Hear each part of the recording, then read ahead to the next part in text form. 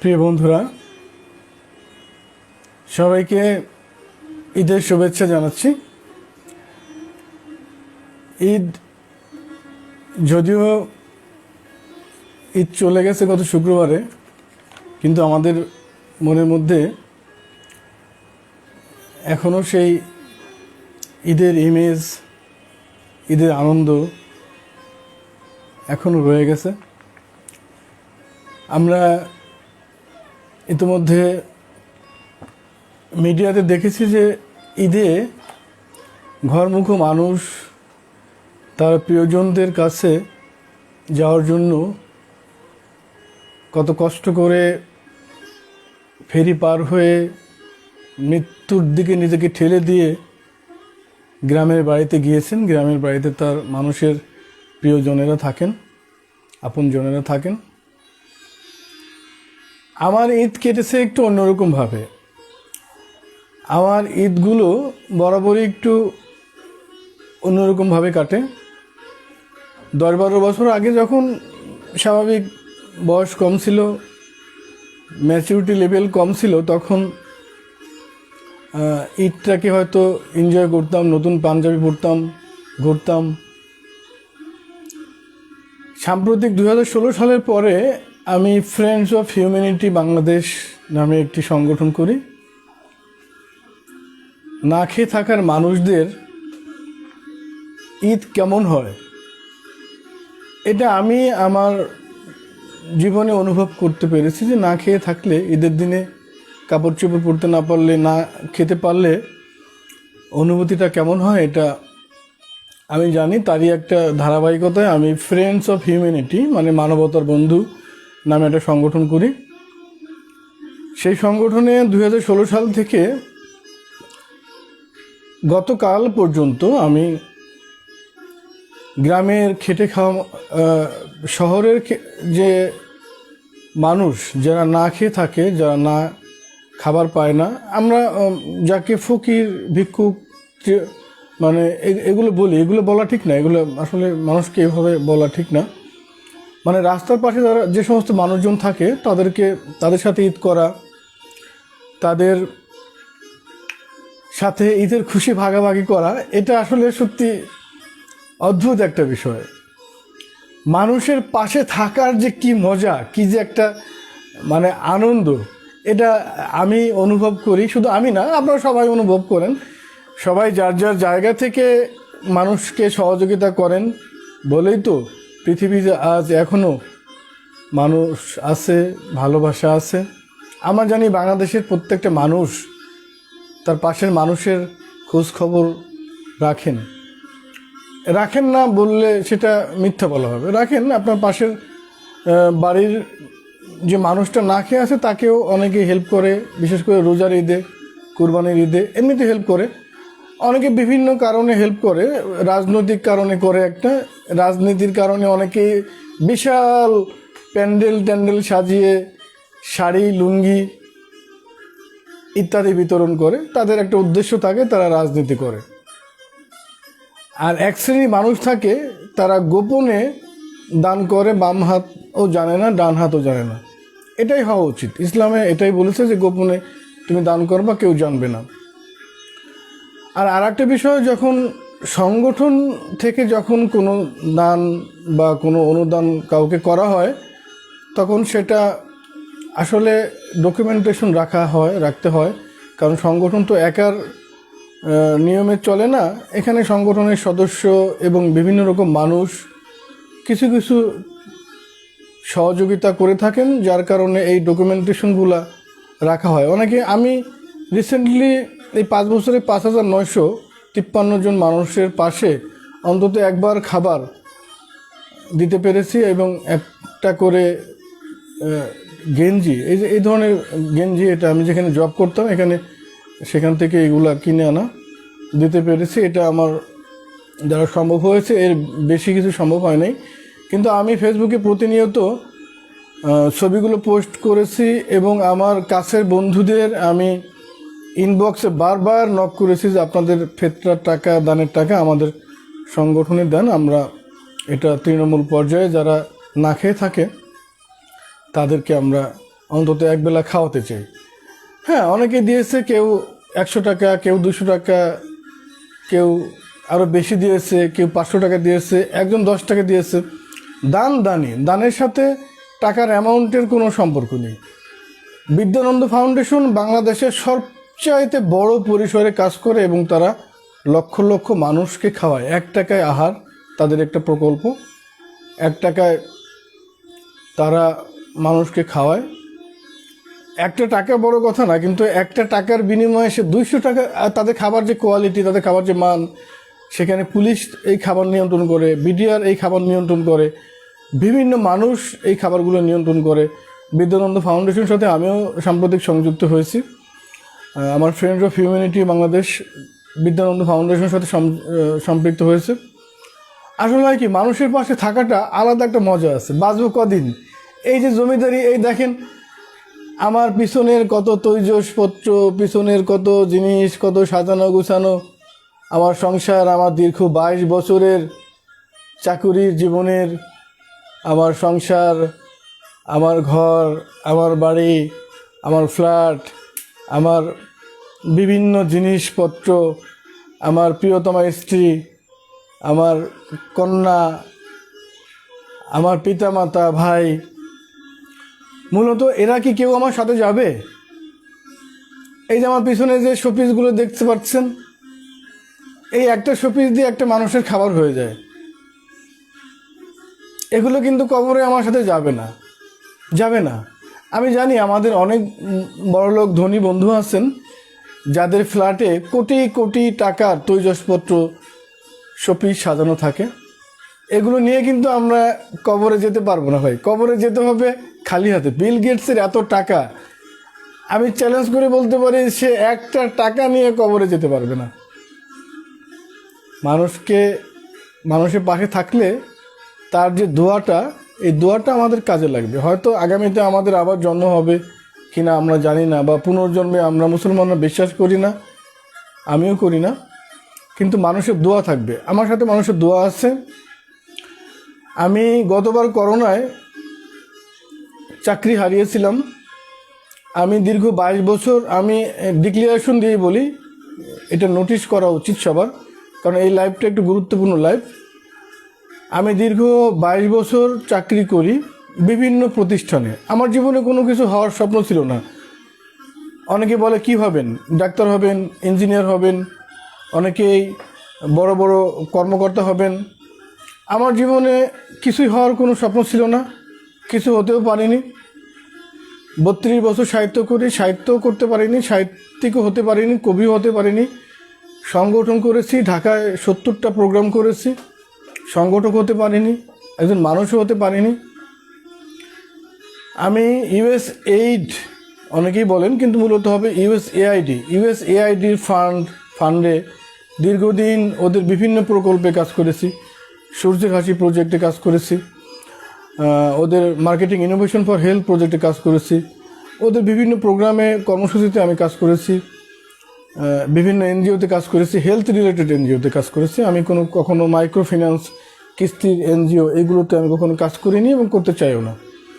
তারপরে delta black housing finance, insurance company, garments, buying house, এই সমস্ত জায়গায় আমি বিভিন্ন জায়গায় বড় বড় পদে চাকরি করেছি, কাজ করেছি। 2020 সালে যখন করোনা আসলো, মার্চের 10 তারিখে আমার মা মারা গেলেন। আমি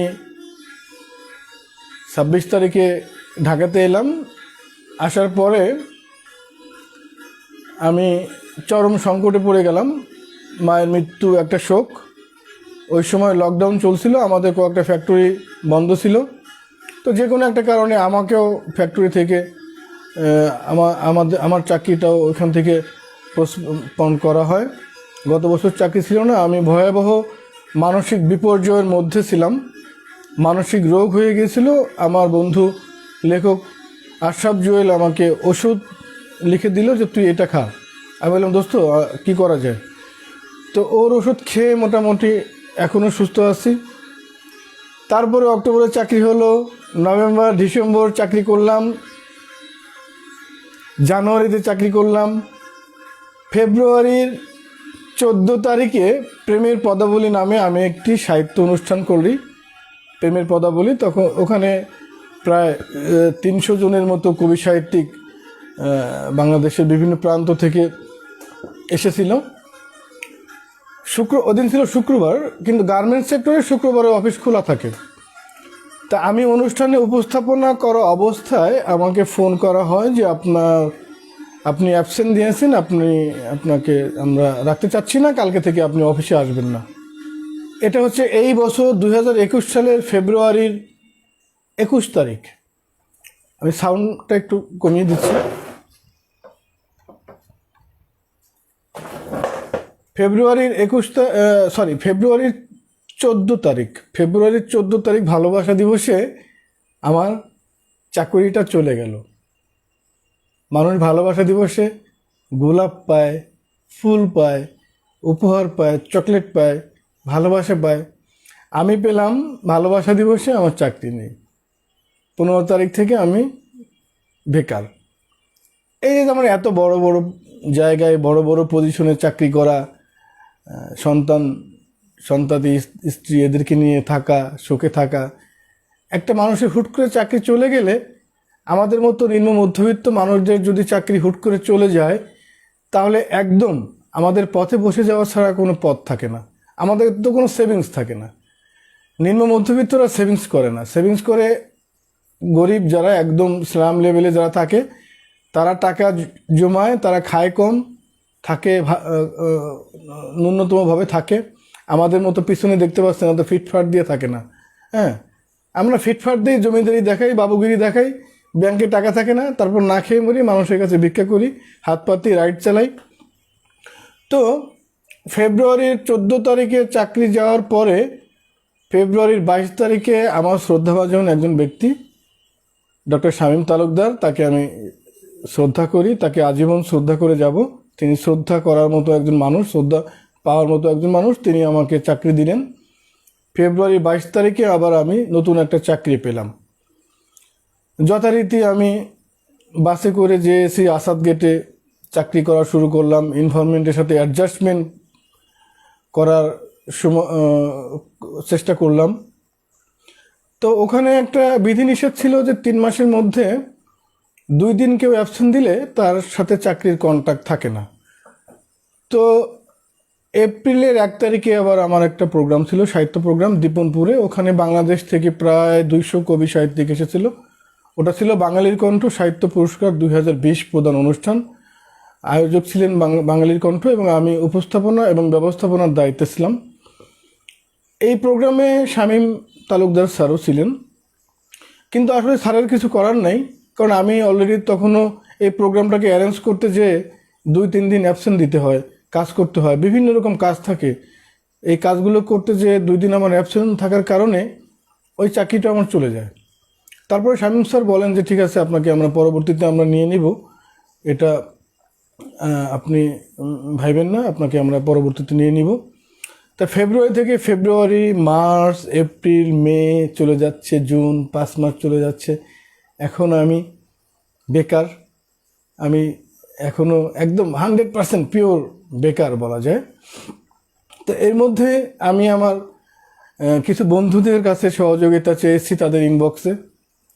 কেউ কেউ সহযোগিতা করার আশ্বাস দিয়েছে, আর কোনো খোঁজ নেয়। কেউ কেউ ব্লক করেছে, কেউ কেউ গালি দিয়েছে, কেউ কেউ বকা দিয়েছে, কেউ কেউ আবার আমাকে হেল্পও করেছে। ভালো মানুষ তো থাকে, ভালো মানুষরা কেউ কেউ আবার আমাকে হেল্পও করেছে।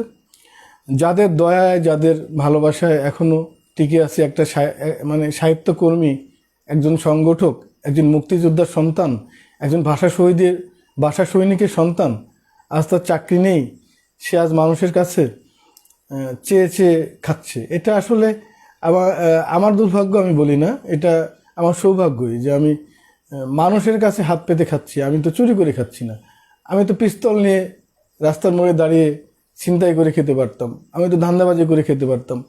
হ্যাঁ, বন্ধুরা সবসময় আমার পাশে আছে। আমি ফেসবুকে একটা কথা লিখি যে আমার বন্ধুরা আমাকে ভালোবাসে। আমার 50,000 ফলোয়ার এবং 5,000 বন্ধু। নতুন একটা পেজ করেছে, সেখানেও 5,000-এর বেশি আমার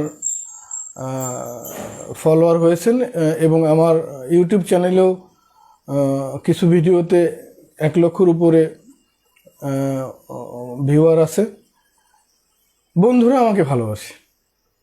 ফেসবুকে যারা দেখছেন আমাকে, আমি দেখতে পাচ্ছি তাসনিয়া রহমান, তারপরে আফতাব মুবারক, আরও অনেকেই আমাকে দেখতে পাচ্ছেন। আমি এদের সাথে কথা বলবো। খালিদ হাসান দেখতে পাচ্ছেন, জামশেদ শামীম দেখতে পাচ্ছেন। আমি এদের সাথে কথা বলবো, কিন্তু তার আগে কিছু কথা বলে নিই। আজকে মূলত কোনো মানে ওই ধরনের সিরিয়াস টাইপের কোনো আড্ডা হবে না। আজকে আড্ডা হবে হচ্ছে জাস্ট মনটাকে ফ্রেশ রাখার জন্য। এই করোনার কালে যে আমরা মানসিকভাবে বিভ্রান্ত হয়ে যাচ্ছি, মানসিকভাবে যে অসুস্থ হয়ে যাচ্ছি, আমাদের মেন্টালিটি ডিসঅর্ডার হচ্ছে, আমরা সাইকো হয়ে যাচ্ছি, এই সাইকো হওয়ার থেকে বাঁচার জন্য আজকে আমরা মজা করব, ফুর্তি করব, কথা বলবো।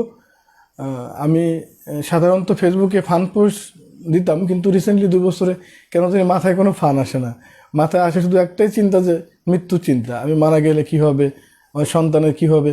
মারা তো যেতামই, মারা তো আমাদের টিমের মধ্যে, আমাদের বন্ধুদের মধ্যে অনেকেরই করোনা হয়েছে, অনেকেই করোনা আক্রান্ত হয়েছে। আবার মহান আল্লাহ তাআলা তাদেরকে করোনার হাত থেকে, মৃত্যুর হাত থেকে ফিরিয়ে এনেছে। নাজিয়া নিগার করোনার হাত থেকে ফিরে এসেছে।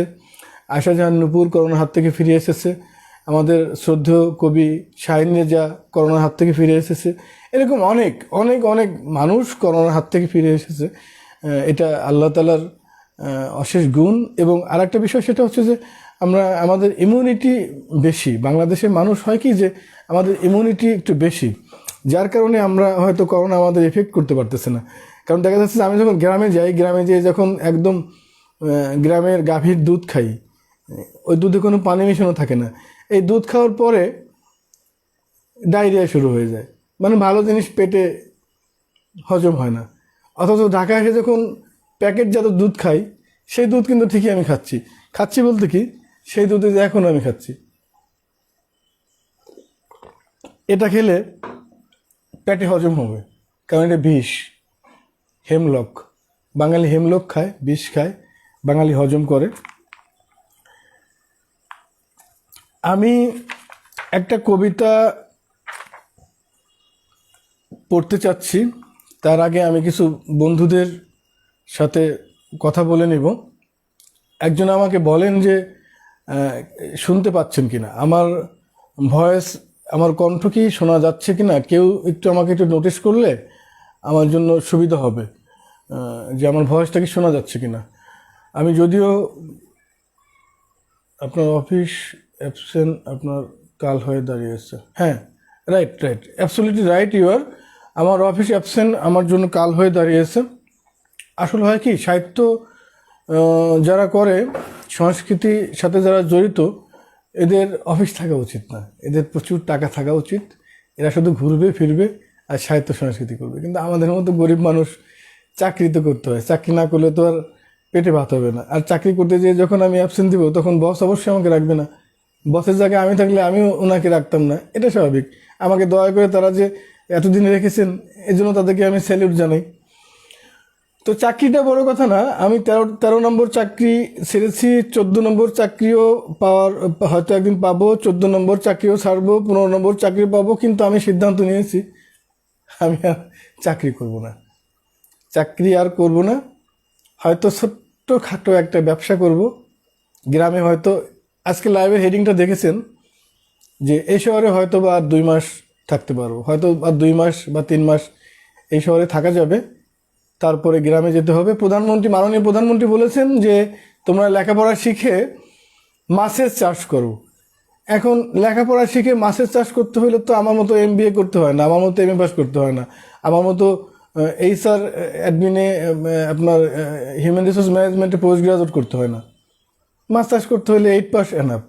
আর ঠিক আছে, আমি এত ডিগ্রি আছে আমার, আমি মাছ চাষ করবো। আমার পুকুর কই? আমার তো পুকুর নেই, আমাদের এলাকায় কোনো পুকুর থাকে না, আমাদের খাল আছে, এটাকে বলে হচ্ছে কুমার নদী। কুমার নদীতে অবশ্যই আমি মাছ চাষ করতে পারবো না, আমি ওখানে মাছ ধরতে পারবো। আমার জেলে হিসেবে আমার ওখানে হয়তো জাল দিয়ে মাছ ধরতে হবে, এবং সেই মাছ আমার বাজারে নিয়ে বিক্রি করতে হবে। এটাই বাস্তবতা। আর এটা তো লজ্জা, আমি খারাপ, আমি নেগেটিভভাবে বলছি না। প্রধানমন্ত্রী হয়তো এনকারেজ করার জন্য বলেছেন, আমাদেরকে উৎসাহ দেওয়ার জন্য বলেছেন। আর এর চাইতে খারাপ কাজও তো অনেকে করছে। আমি গত মাসে যখন পল্লবীর দুঃখিত, আমি গত মাসে এটা হচ্ছে রামপুরা থেকে একটা মোটরসাইকেলে একটা রাইডে উঠলাম। তখন ভদ্রলোক যিনি ড্রাইভ করতেছেন তিনি বললেন যে স্যার কোথায় যাবেন। তাই আমি বললাম যে আমাকে শাহবাগে নামিয়ে দিয়েছেন, কত ভাড়া? 150 টাকা। আমি 100 টাকা দেবো। বলে যে ওঠেন। তাই আমি ওনাকে একটা রাস্তার একটা পাশে দাঁড় করে বললাম, ভাই একটা সিগারেট খান, একটা চা খান। উনি খাবে না, আমি ওনাকে জোর করে খাওয়ালাম, আমিও খেলাম। তাই আমি ওনার মুখের দিকে এভাবে তাকিয়ে আছি। উনি ভয় পাচ্ছে। উনি বলছে ভাই আপনি, উনি আমার এই চিপ টিপ দেখে উনি ভাবছে যে আমি হয়তো ডাকাত টাকাত বা মস্তান টস্তান কিনা। তো উনি বলছে ভাই আমার মুখের দিকে এভাবে তাকিয়ে আছেন কেন? তাই আমি বললাম ভাই সত্যি করে বলেন তো, আপনি রাইড চালানোর আগে আপনি কি করতেন? তো লোকটা আমার মুখের দিকে তাকানোর পরে দেখলাম চোখ মুছতেছে। বলো ভাই আমি একটা ব্যাংকে জব করতাম, আমাদের 20-25 জন কর্মকর্তাকে আমাদের চাকরি চলে গেছে, আমাদের ডিডাক্ট করা হয়েছে 50%। গভর্নমেন্ট বলার পরে আমাদের 50%কে আমাদেরকে ডিডাক্ট করা হয়েছে। কবে আমাদের চাকরি হবে আমরা জানি না।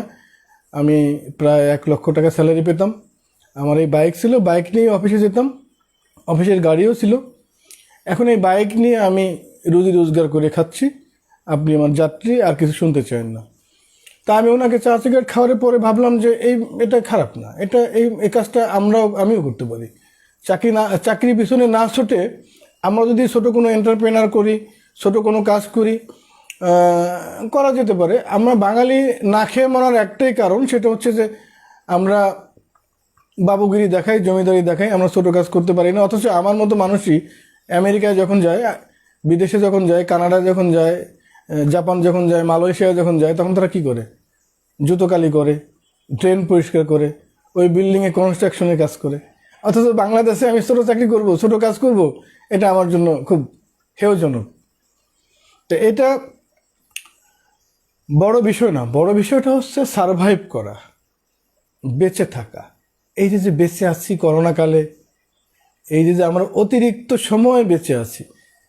করোনায় হয়তো গতবারই অনেকেই মারা গেছেন, অনেকেই মারা যাননি, যেতে পারতেন, আমরাও মারা যাইনি। যারা দেখছেন তারাও হয়তো বেঁচে আছেন, তারাও হয়তো মারা যাননি, তারাও হয়তো মারা যাবেন না, অথবা কেউ আমাদের এখান থেকে মিসিং হয়ে যেতে পারে। কিন্তু সারভাইভ করতে হবে। আর সারভাইভ করতে হলে আমাদের কি করতে হবে? ওই যে এত এত এত এত 18টা নিয়ম আছে। বাঙালি তো ওই হ্যান্ড ওয়াশ করতে করতে আর হ্যান্ড স্যানিটাইজার লাগাইতে লাগাইতে হাত ফর্সা হয়ে গেছে, মুখ কালো আছে। তা মুখে তো আর আপনার ওই হেক্সিসোল লাগানো যায় না। কিন্তু কথা হচ্ছে যে আমরা মার্কেটেও যাব, কেনাকাটাও করব, আবার হেক্সিসোলও লাগাবো। আমি সাম্প্রতিক SBTVর সাথে বিনা পারিশ্রমিকে ওদের সাথে প্রোগ্রামে কাজ করছি, প্রোগ্রাম ডিরেক্টর হিসেবে। আমাকে ওরা কোনো পারিশ্রমিক দেবে না, বলছে যে জাস্ট আপনি আমাদেরকে একটু সাজিয়ে দেন। ওটার চিফ এক্সিকিউটিভ অফিসার আমার বন্ধু BM এরশাদ। তো চিন্তা করলাম বসুন্ধরায় যে আমরা কজন মানুষের সাক্ষাৎকার নেই যে মাস্ক ছাড়া কেন এসেছেন, মাস্ক কেন পরেননি। তো এক ভদ্রলোক তার অত্যন্ত সুন্দর একজন গার্লফ্রেন্ডকে নিয়ে এসেছেন। সুন্দর গার্লফ্রেন্ডকে নিয়ে আসার পরে গার্লফ্রেন্ডের চেহারা ভালো, স্বাভাবিক, তো চেহারাটা দেখানোর জন্যই তো মাস্ক পরে নেই। তিনিও মাস্ক পরেন নাই। ভদ্রলোক অনেক হ্যান্ডসাম, অনেক উঁচু লম্বা, ভদ্রলোকও হ্যান্ডসাম, মানে তিনিও মাস্ক পরেন নাই। গেট দিয়ে কেমনে তারা ঢুকছে এটা আমি জানি না, আল্লাহ জানে, আর সিকিউরিটি গার্ড জানে। তা আমার ক্যামেরা অনলাইন হচ্ছে, আমার ক্যামেরা অন এয়ার হচ্ছে, আমার ক্যামেরাম্যান অন এয়ার করতেছে, লাইভ করতেছে, আমি ইন্টারভিউ নিচ্ছি। তো আমি ওনাকে বললাম যে ভাই আপনার সাথে আমি একটু কথা বলতে চাচ্ছি। তো উনি আমাকে খুব সিনক্রেট করলেন যে না, কথা বলা যাবে না, আমার সাথে মহিলা আছে, পারিবারিক ঝামেলা হবে। হ্যাঁ, তো আমি বললাম যে ভাই আপনি তো সরকারের নিয়ম নীতি মানেন নাই, আপনি যে মাস্ক পরেন নাই, মাস্ক না পরলে তো এটার তো সরকারের নিয়ম আছে যে মাস্ক না পরলে তাকে আইনের আওতায় আনা হবে। আপনি মাস্ক ছাড়াই কেন এই এত বড় একটা মার্কেটে ঢুকছেন, আর আপনার পার্টনারেরও মাস্ক নেই। সেই ভদ্রলোক রীতিমতো আমার উপরে চেতে গেল, খেপে গেল, আমাকে ধাক্কা মারলো, তারপর আমার মাইক্রোফোন কেড়ে নিয়ে গেল। আমার সাথে মোবাইল টিম ছিল, ম্যাজিস্ট্রেট ছিল, ওখানকার সিকিউরিটি গার্ডের ইনচার্জ ছিল, ওখানের অফিসার ছিল, বসুন্ধরা সিটির যে চিফ অপারেশন অফিসার উনি ছিলেন। তো লাইভে আমি তাকে অনেক বিনয়ের সাথে কথা বলেছি যে ভাই আমার লাইভ হচ্ছে, আপনি আমাকে ধাক্কা দিচ্ছেন এবং মাইক্রোফোনটা কেড়ে নিচ্ছেন, এটা ঠিক হচ্ছে না।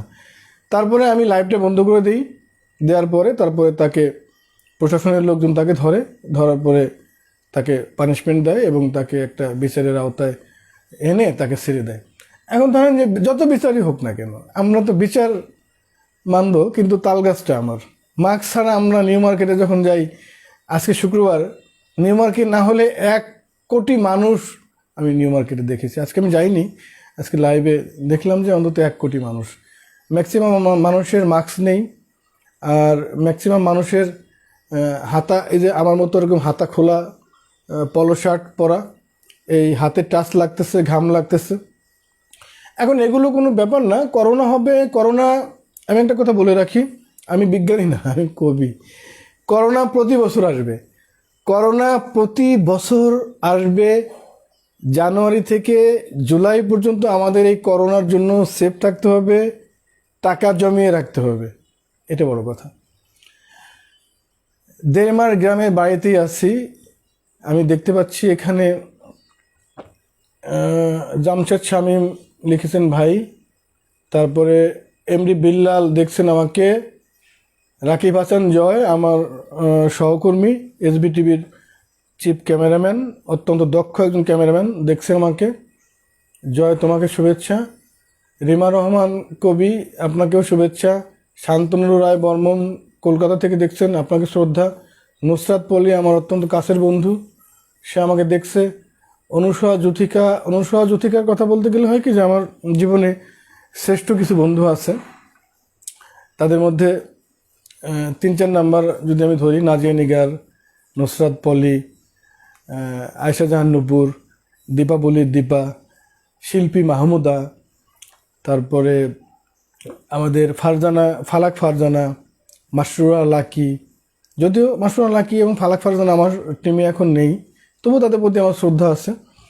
তারপরে অনুসয়া জুথিকা জাকারিয়া, ওর আরেকটা নাম হচ্ছে ফেসবুক নাম অনুসয়া জুথিকা, আমার অত্যন্ত কাছের বন্ধু, তুইতুকারি বন্ধু, মারামারি করি আমরা, মাঝে মাঝে ঝগড়া করি, ও মাঝে মাঝে আমাকে ব্লক করে, আমি মাঝে মাঝে ওকে ব্লক করি, আবার ব্লক ছাড়ি। হ্যাঁ, এই যে বন্ধুত্ব, এই সম্পর্ক, এই বন্ধুত্বগুলো আসলে টিকে থাকবে। জুথিকা, তুমি আমাকে দেখছো, অনুসয়া জুথিকা, তোমাকে শুভেচ্ছা জানাচ্ছি। তাসনিয়া রহমান আমার একজন বন্ধু, সাম্প্রতিক সময় তার সাথে আমার বন্ধুত্ব হয়েছে এবং অত্যন্ত ডেডিকেটেড একজন মেয়ে।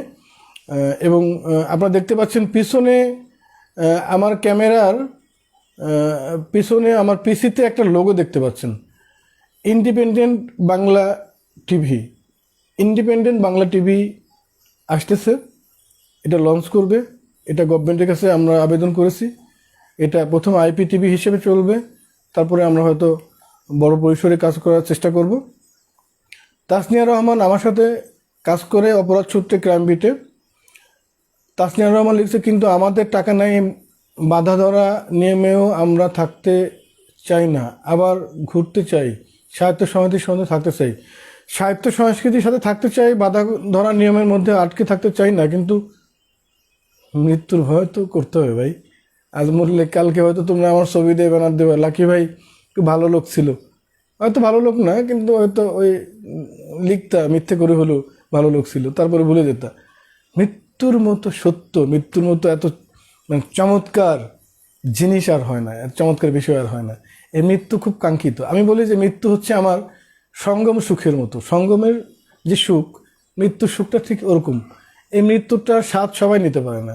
যেমন অনেক মানুষ আছে যারা মরতে চায়, অনেক মানুষ আছে সুইসাইড করার জন্য গভর্নমেন্টের কাছে আবেদন করে যে আমি সুইসাইড করতে চাই, গভর্নমেন্ট তাদেরকে আবেদন অ্যাকসেপ্ট করে না। অনেক মানুষ মরতে চায়, মরতে পারে না। হ্যাঁ, কিন্তু যারা মরতে পারে তারা অনেক বিপদ থেকে বেঁচে যায়। তাসনিয়া রহমান, আনোয়ার রানা আমাকে দেখছেন। আদদিন কুয়াশা আমার অত্যন্ত ক্লোজ একজন বন্ধু।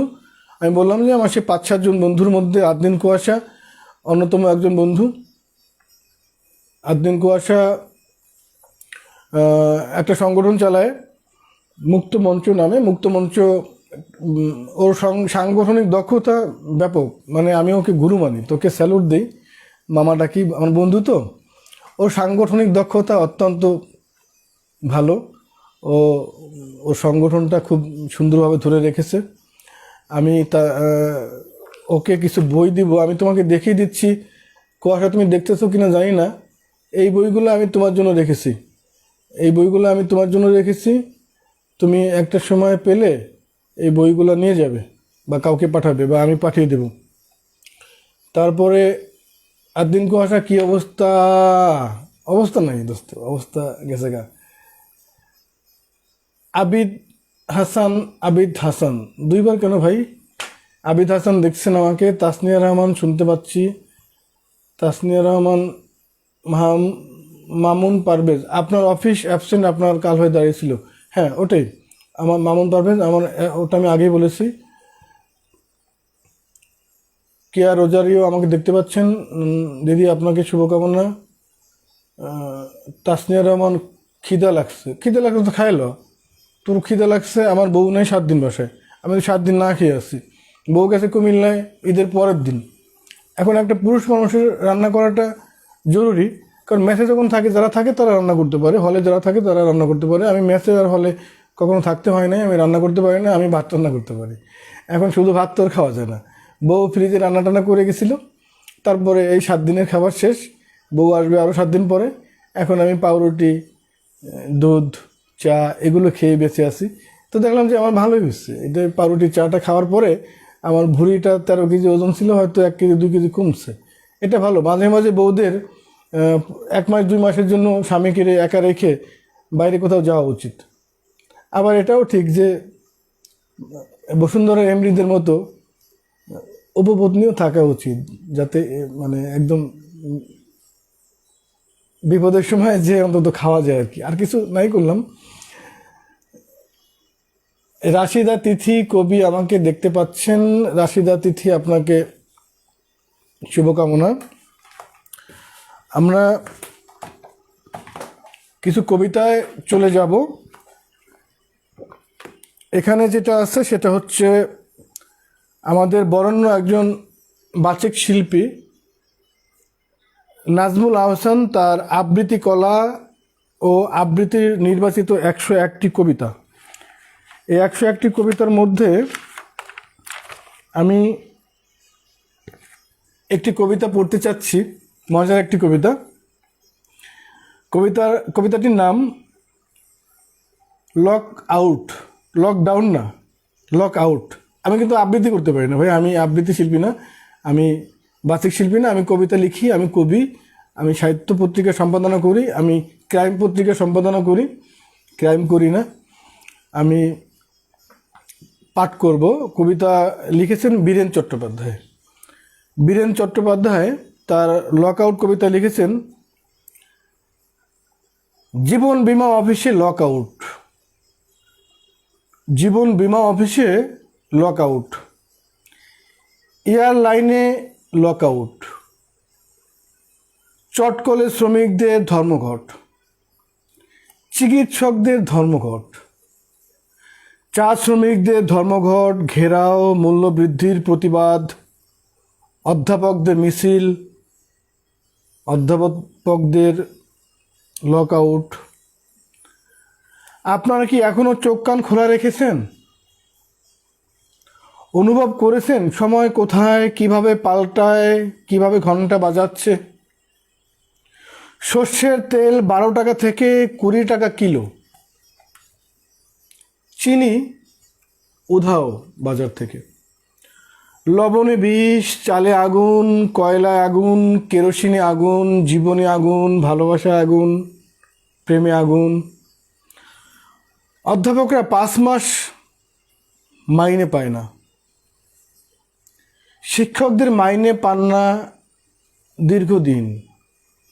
কয়লার খনির মজুরেরা, চটকলের মজুরেরা, কেউ অর্ধাহারে, কেউ অনাহারে। অনাহারের মৃত্যুর সংবাদ এখন আর যেন সংবাদই নয়। চাষিরা জানে 3 মাস পরে তাদের অনাহারে মরতে হবে, যেমন আমি জানি 2 মাস পরে এই শহর থেকে আমাকে চলে যেতে হবে অথবা অনাহারে মরতে হবে। চাষিরা জানে 3 মাস পরে তাদের অনাহারে মরতে হবে। বেকারীরা জানে রাজনীতি করুক আর নাই করুক, পুলিশ তাকে খুঁজে বের করবেই। শ্রমিকেরা জানে ছাঁটাই আর লকআউটের যাতা করলে তাদের পিষে মারা হবে। শিক্ষকেরা জানে না সমস্ত দেশ এখন বানের জলে ভাসছে, সমস্ত দেশ এখন উন্নয়নের বানের জলে ভাসছে। হু করে বেড়ে চলেছে graduate, MA pass, engineer, doctor, বেকারদের সংখ্যা। বাড়ছে মহাজনের ঘরে চাষির দেনা, যা এখন আকাশ স্পর্শ করবে। বাড়ছে ভেজাল, যা বাপকেও রেহাই দেয় না। বাড়ছে কালোবাজার, তিমি মাছের চেয়েও প্রকাণ্ড যার হাওয়া। গাঙের সমতলে পলিমাটি এখন পাথরের মতো রুক্ষ, যেখানে ফসল ফলে না। যা মাঠে ফলে তা ঘরেও আসে না। রাতারাতি উধাও হয়ে যায়, কোথাও যায় তারও উত্তর মেলে না। কে যায় কোথায় তারও উত্তর মেলে না। কে মারা যায় তারও উত্তর মেলে না। উত্তর মেলে না বলেই একসময় কান্না গোঙানি শব্দগুলো স্তব্ধ হয়ে ভেসে আসে। পুলিশের সাধ্য কি, মিলিটারির সাধ্য কি এই কান্নার মিছিল, এই মিছিলের গর্জনকে গলা টিপে হত্যা করার? তোমরা কি আমাদের চোখের দুটো উপড়ে নিতে চাও? তোমরা কি আমাদের চোখ উপড়ে নিতে চাও? উপড়ে নাও। আমাদের জিভ ছিঁড়ে নিতে চাও? নিয়ে নাও। আমাদের ধর থেকে মুঠোমুন্ড খসিয়ে নিতে চাও? আমাদের ন্যাংটা করে শিয়াল কুকুরের সামনে ছুঁড়ে মারতে চাও? তাই হোক। মানুষ এখন আর মৃত্যুকে পরোয়া করে না। দেখছো না সমুদ্রে লোনা পানিতে ছড়িয়ে গেছে উলঙ্গ মানুষের কান্না আর আর্তনাদ। সমুদ্রের গর্জন তুফানকে ছড়িয়ে গেছে অসমুদ্রের হিমাচল, বঞ্চিত মানুষের চাপা গর্জন আকাশ সমান। ক্রমাগত ব্যভিচার করে দূষিত রক্ত সরিয়ে নিতে নিতে তোমরা আজ অন্ধ। 1 কোটি টাকা শুক্রবারে দিব, বাকিটা পরে। এইভাবে রাজ্যপাট, শাসন আর শোষণ কতদিন চলবে? আপনারা কি শুনতে পাচ্ছেন? ঘন্টা বাজছে দূরে কাছে, একসঙ্গে অনেকগুলো ঘন্টা বাজছে। আপনারা কি শুনতে পাচ্ছেন? যা শুনে জেলখানার খুনি আসামিদের বুকের রক্ত হিম হয়ে আসে। সেই ঘন্টা বাজছে দূরে, তারপর কাছে, তারপর কাছে, তারপর একদম হৃৎপিণ্ডের কাছে। পৃথিবীর সবখানে এখন লকডাউন। চমৎকার বোধের কবিতা। কবিতাটা পড়ার পরে আসলে মনটা খারাপ হয়ে গেল। উনি একদম বাস্তব ভিত্তিক, বাস্তবতা নিয়ে উনি ওনার কবিতাটা লিখেছেন। এবার আমি যে কবিতাটি পড়ব, এটা আমার লেখা মনমহুয়া গ্রন্থের কবিতা।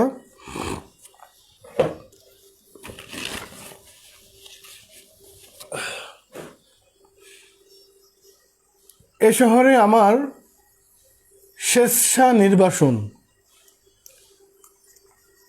আমি এখন তোমার শহরে থাকি। আমি এখন তোমার শহরে থাকি, অথচ তুমি আমার কোনো খোঁজও রাখো না। আমার শহরে তুমি যখন ছিলে তখন তোমাকে আমি বুকে আগলে রাখতাম। আমি সামান্য কাচের টুকরো ভাঙতে পারি না যদি সেটা অন্যের হয়। কতটা পাথর হয়ে উঠলে তোমার মন আমার তুলোর মতো নরম মনটাকে ভেঙে টুকরো টুকরো করতে পারো। কতটা ভালো না বাসলে আমাকে ভুলে থাকতে পারো রাজশ্রী। আর কতটুকু ভালোবাসলে নিজের শহর ছেড়ে তোমার শহরে এসে আমি নির্বাসিত হতে পারি, তা কি বলতে পারো? পৃথিবীর সব কিছু বদলায়, বদলায় না শুধু স্মৃতি। স্মৃতি কখনো বদলায় না।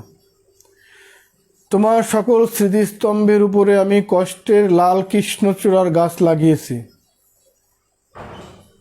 তোমার এই শহরের নাম দুঃখ শহর। ঢাকা শহরের নাম দুঃখ শহর। এই শহর নিয়ে আমার আর একটা কবিতা, এই কবিতার নামও দুঃখ শহর। যে শহরে তুমি আমার না, সে শহর আমার না। যে শহরে আপেল কাটা চাকু দিয়ে আমার হৃৎপিণ্ড কেটে কেটে রোদে শুকোতে দাও প্রতিদিন, সে শহর খুনিদের। যে শহরে তুমি চুমো না খেয়ে বরং আমাকে গলা টিপে হত্যা করো রোদে ঝলমল দুপুরে, সে তুমি আর যেই হও আমার না। এই দুঃখ শহর থেকে আমি নতজানু হয়ে পালিয়ে যাচ্ছি যোজন যোজন দূরে, পাখিদের কাছে, আমার মায়ের কবরের কাছে। আমাকে আর কখনোই খুঁজতে যেও না।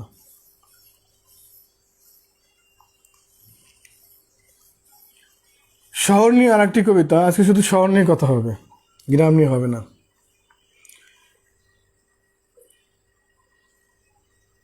শোয়েব হালদার আমাকে দেখছেন। শোয়েব হালদার ভাইজান কি খবর? ভাইজান আছি ভালোই। মামুন পারভেজ আমাকে দেখছেন। তারপরে খালেদ হোসেন আমাকে দেখছেন। জামশেদ ভাই অভিনেতা আমাকে দেখছেন। আর উপরে যাই, সালমান আমাকে দেখছেন। সালাউদ্দিন সালমান ভালো একজন কবি। জাহেদ হোসেন লাকি, আপনি লাকি ভাই? হ্যাঁ আমি লাকি, আমার নাম লাকি, LUCKY লাকি। বাস্তব জীবনে আমি UNLUCKY। ইউএন মানে ইউনাইটেড নেশন না, আনলাকি। তারপরে আলমগীর শিকদার আমাকে দেখছেন। তাসনিয়া আয়নাটা পছন্দ হয়েছে, দেওয়া দেন আমারে। কোন আয়নাটা? আয়নাটা একটা আয়না আছে, এই আয়নাটা জাদুর আয়না। এই আয়নাটা তোমাকে দিলে আমি মুখ দেখবো কীভাবে? আচ্ছা দেওয়া যাবে, সমস্যা হবে না, তোমাকে আমি আয়নাটা দিয়ে দেবো। আয়না চেয়েছো তো, আমার মতো তোর কারো কাছে সাহায্য চাও নাই, চাউল ডাউল চাও নাই, টাকা পয়সা চাও নাই, আয়না দেওয়া যাবে। ইমরান সালেহ শাওন ভাই অত্যন্ত জনপ্রিয় একজন কবি, আমাকে দেখছেন। শাওন ভাই শুভকামনা। আচ্ছা আমি কিছু বন্ধুকে ট্যাগ করে দিচ্ছি। হ্যাঁ আমি কিছু বন্ধুকে ট্যাগ করে দিচ্ছি, একটু ওয়েট করেন।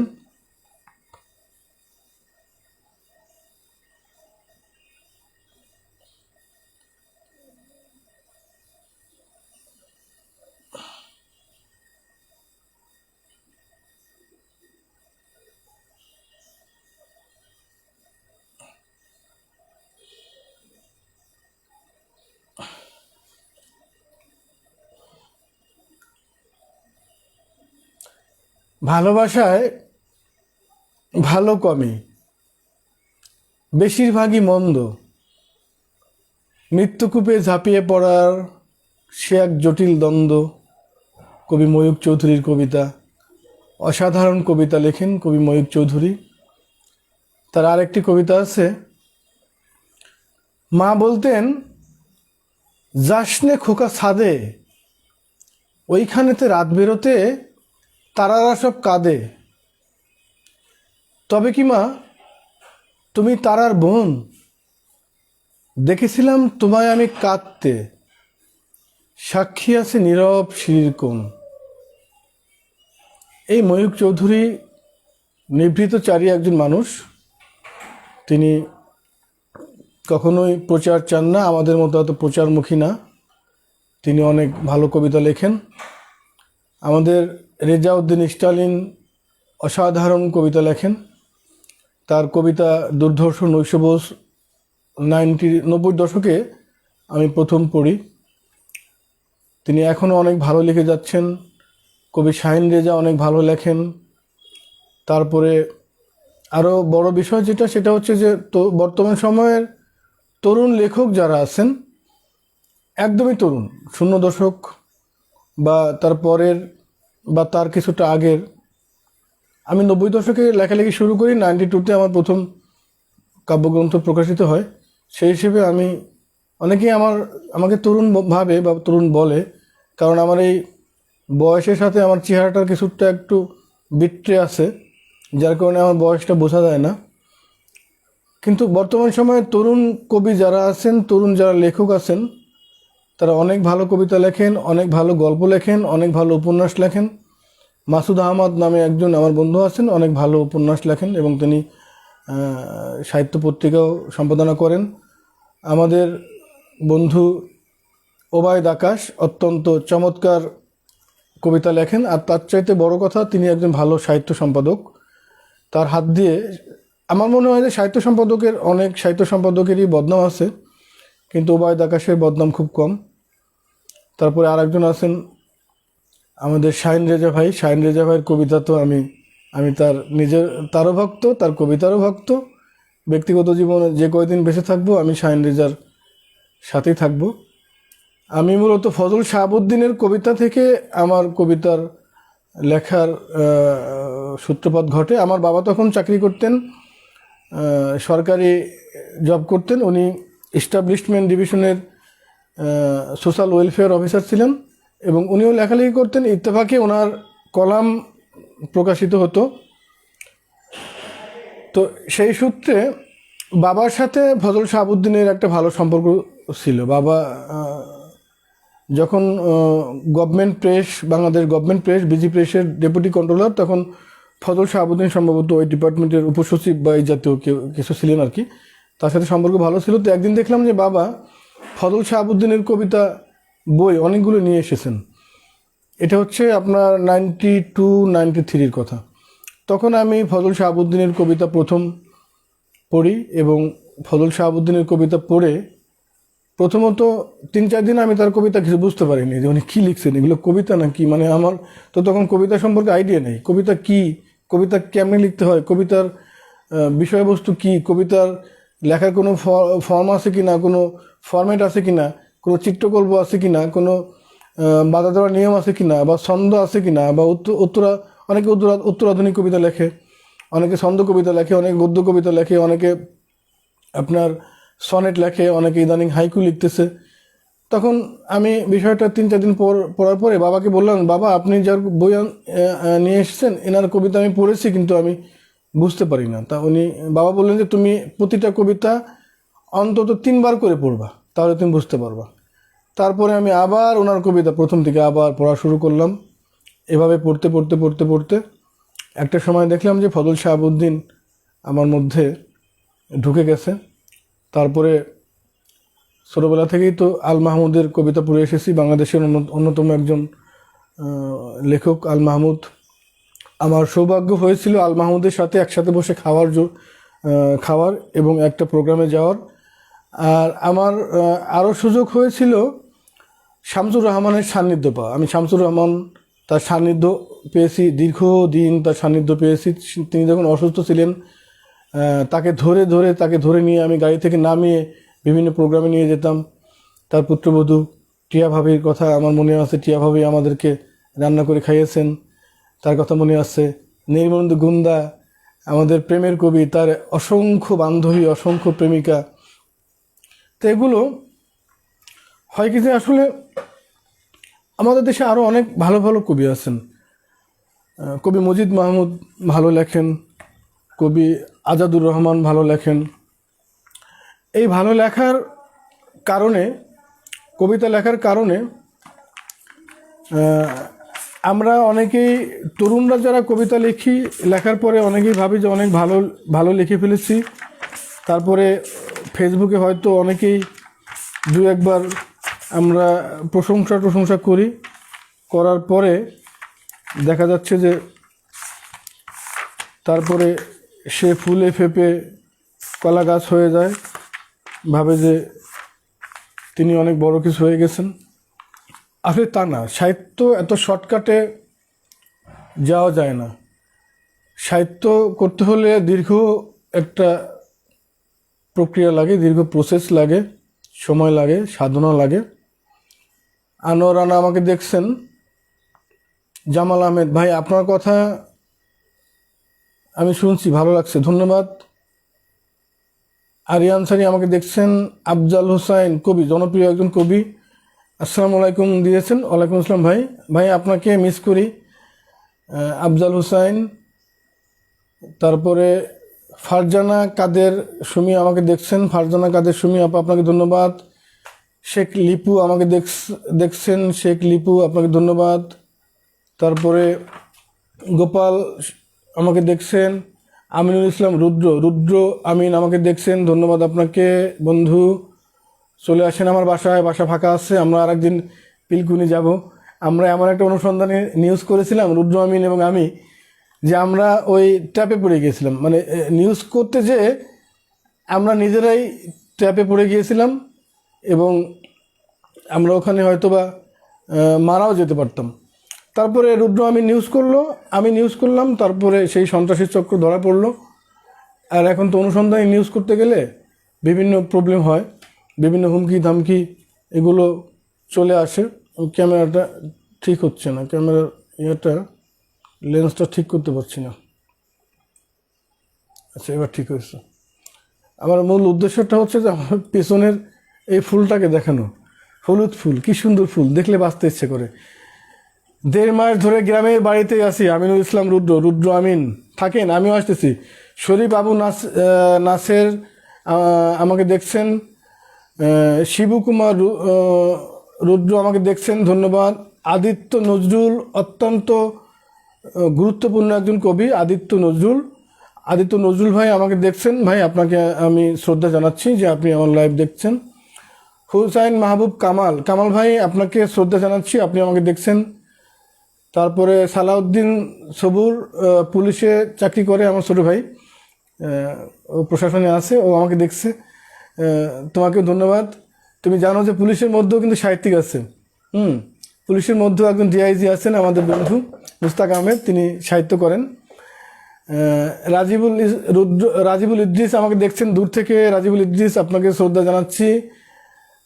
রহমান নজরুল ইসলাম লাকি ভাই, আপনার সাথে একদিন দেখা করব দ্রুত। হ্যাঁ, চলে আসেন বাসায়, বাসা ফাঁকা আছে, চলে আসেন। আর আসার আগে খাবার নিয়ে আসবেন, বাসায় কিন্তু খাবার নেই, আমি কিন্তু রান্না করতে পারি না। হুসাইন মাহবুব কামাল, কবি বন্ধু, বাস্তব ভিত্তিক আলোচনার জন্য শুভকামনা রইল। ভাই, এটা সত্য কথা, জীবনে সত্য কথা লুকানোর কিছু নাই। সত্য হচ্ছে সুন্দর, সত্য যে লুকাবে সে নিজে ধরা খাবে। মাসুমা টফি একা কবি, অত্যন্ত জনপ্রিয় একজন কবি, উনি আমাকে দেখছেন, আমি খুব সম্মানিত বোধ করছি। মোহাম্মদ কফিল উদ্দিন ভাই আপনাকে শ্রদ্ধা, আপনি আমাকে দেখছেন। সিরাজ ইসলাম আমাকে দেখছেন, আপনাকে শ্রদ্ধা। শাইন শেখ মামা আমাকে দেখছেন, তোমাকে অনেক শুভকামনা। এসকে শন চাচা মিয়া কেমন আছেন? আরে বেটা আসি ভালো, আয় পর বাসায়, বাসা তো একা একা ফাঁকা, চলে আয়, তো চাচি নাই, আয় পর বেটা। তাসনিমা পাশের বাড়ির ভাবি নাই? আরে না, পাশের বাড়ির ভাবিও ঈদের ছুটিতে গেছে দেশের বাড়িতে, যার কারণে আমি তো না খেয়ে আছি। আমি শেষ কবিতায় যাওয়ার আগে বন্ধুদের আরও কিছু কমেন্ট পড়ব। সুব্রত শেখর ভক্ত, উনি আসলে আমি ওনার ভক্ত। সুব্রত শেখর ভক্ত পুলিশের একজন ঊর্ধ্বতন কর্মকর্তা, উনি আমার বন্ধু, আমি সম্মানিত বোধ করি ওনাকে বন্ধু বলতে। উনি আমার বয়সে সিনিয়র হবে, সব দিক দিয়ে সিনিয়র হবে, কিন্তু ওনাকে বন্ধু বলতে আমি খুব সম্মানিত বোধ করি। গতবার লকডাউনে উনি আমার পাশে ছিলেন, দেখলাম যে 2জন পুলিশ দিয়ে উনি আমার বাসায় 1 বস্তা চাউল পাঠিয়ে দিয়েছেন। হ্যাঁ, কবি হিমেল বরকত বন্ধু আমার পাশে ছিল, সে মারা গেছে। কুতুব আফতাব আমার বন্ধু কবি, তিনি মারা গেছেন। আমাদের বিবি রঞ্জন দা প্রকাশক, তিনিও মারা গেছেন।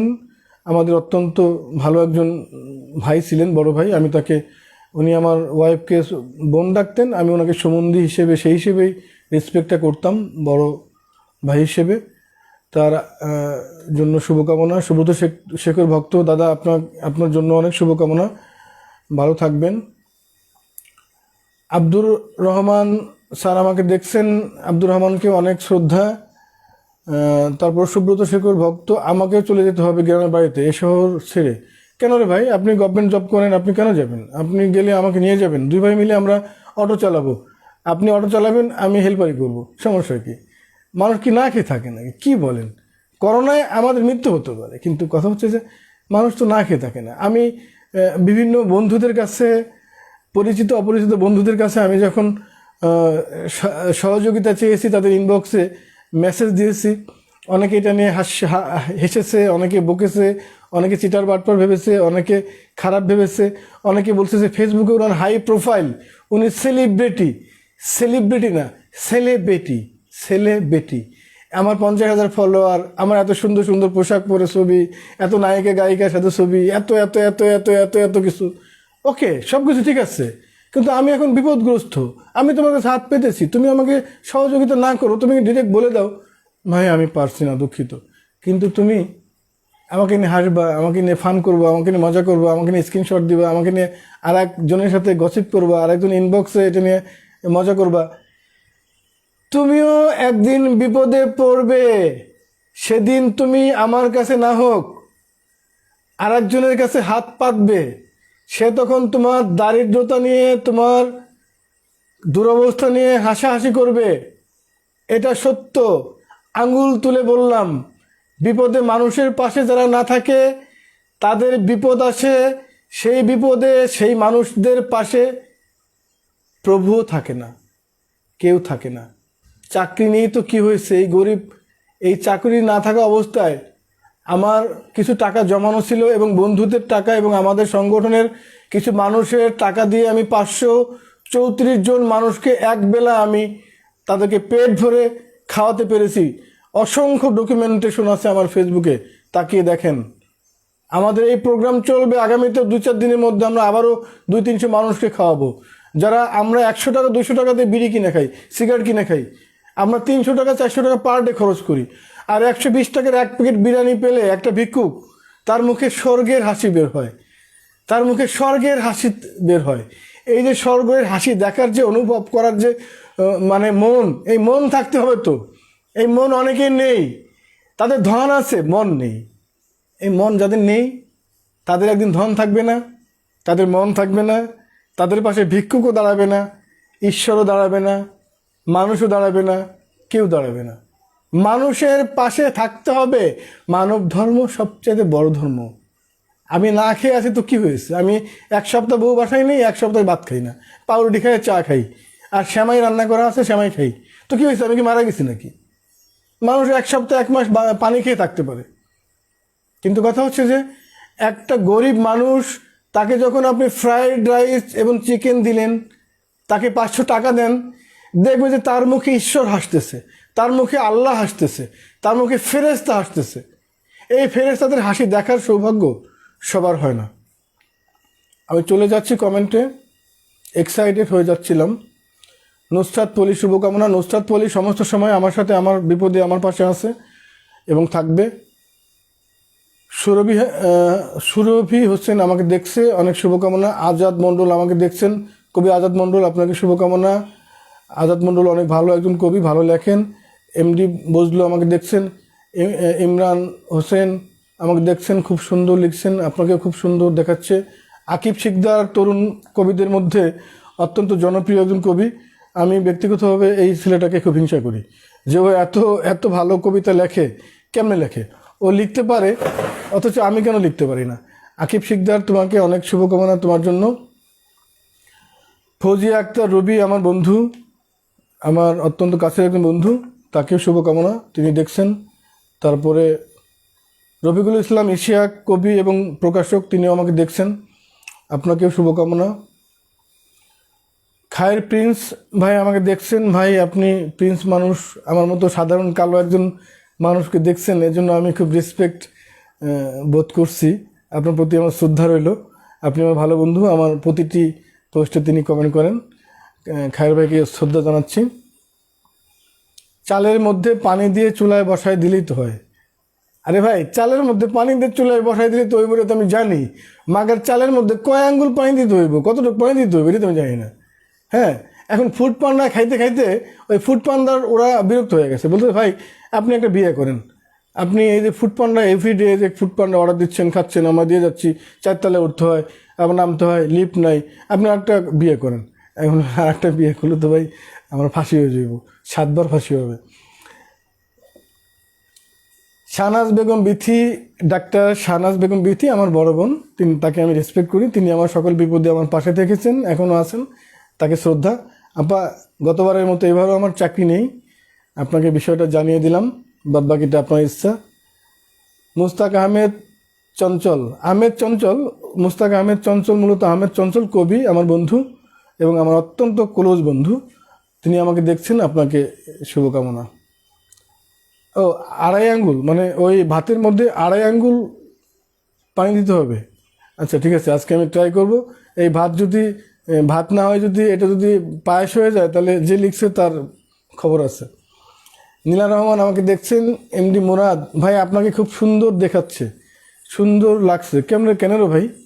আমি তো কালো একজন মানুষ। দাঁড়ান, আমি মুখটা একটু মুছে আসি, ঘামাই গেছি তো।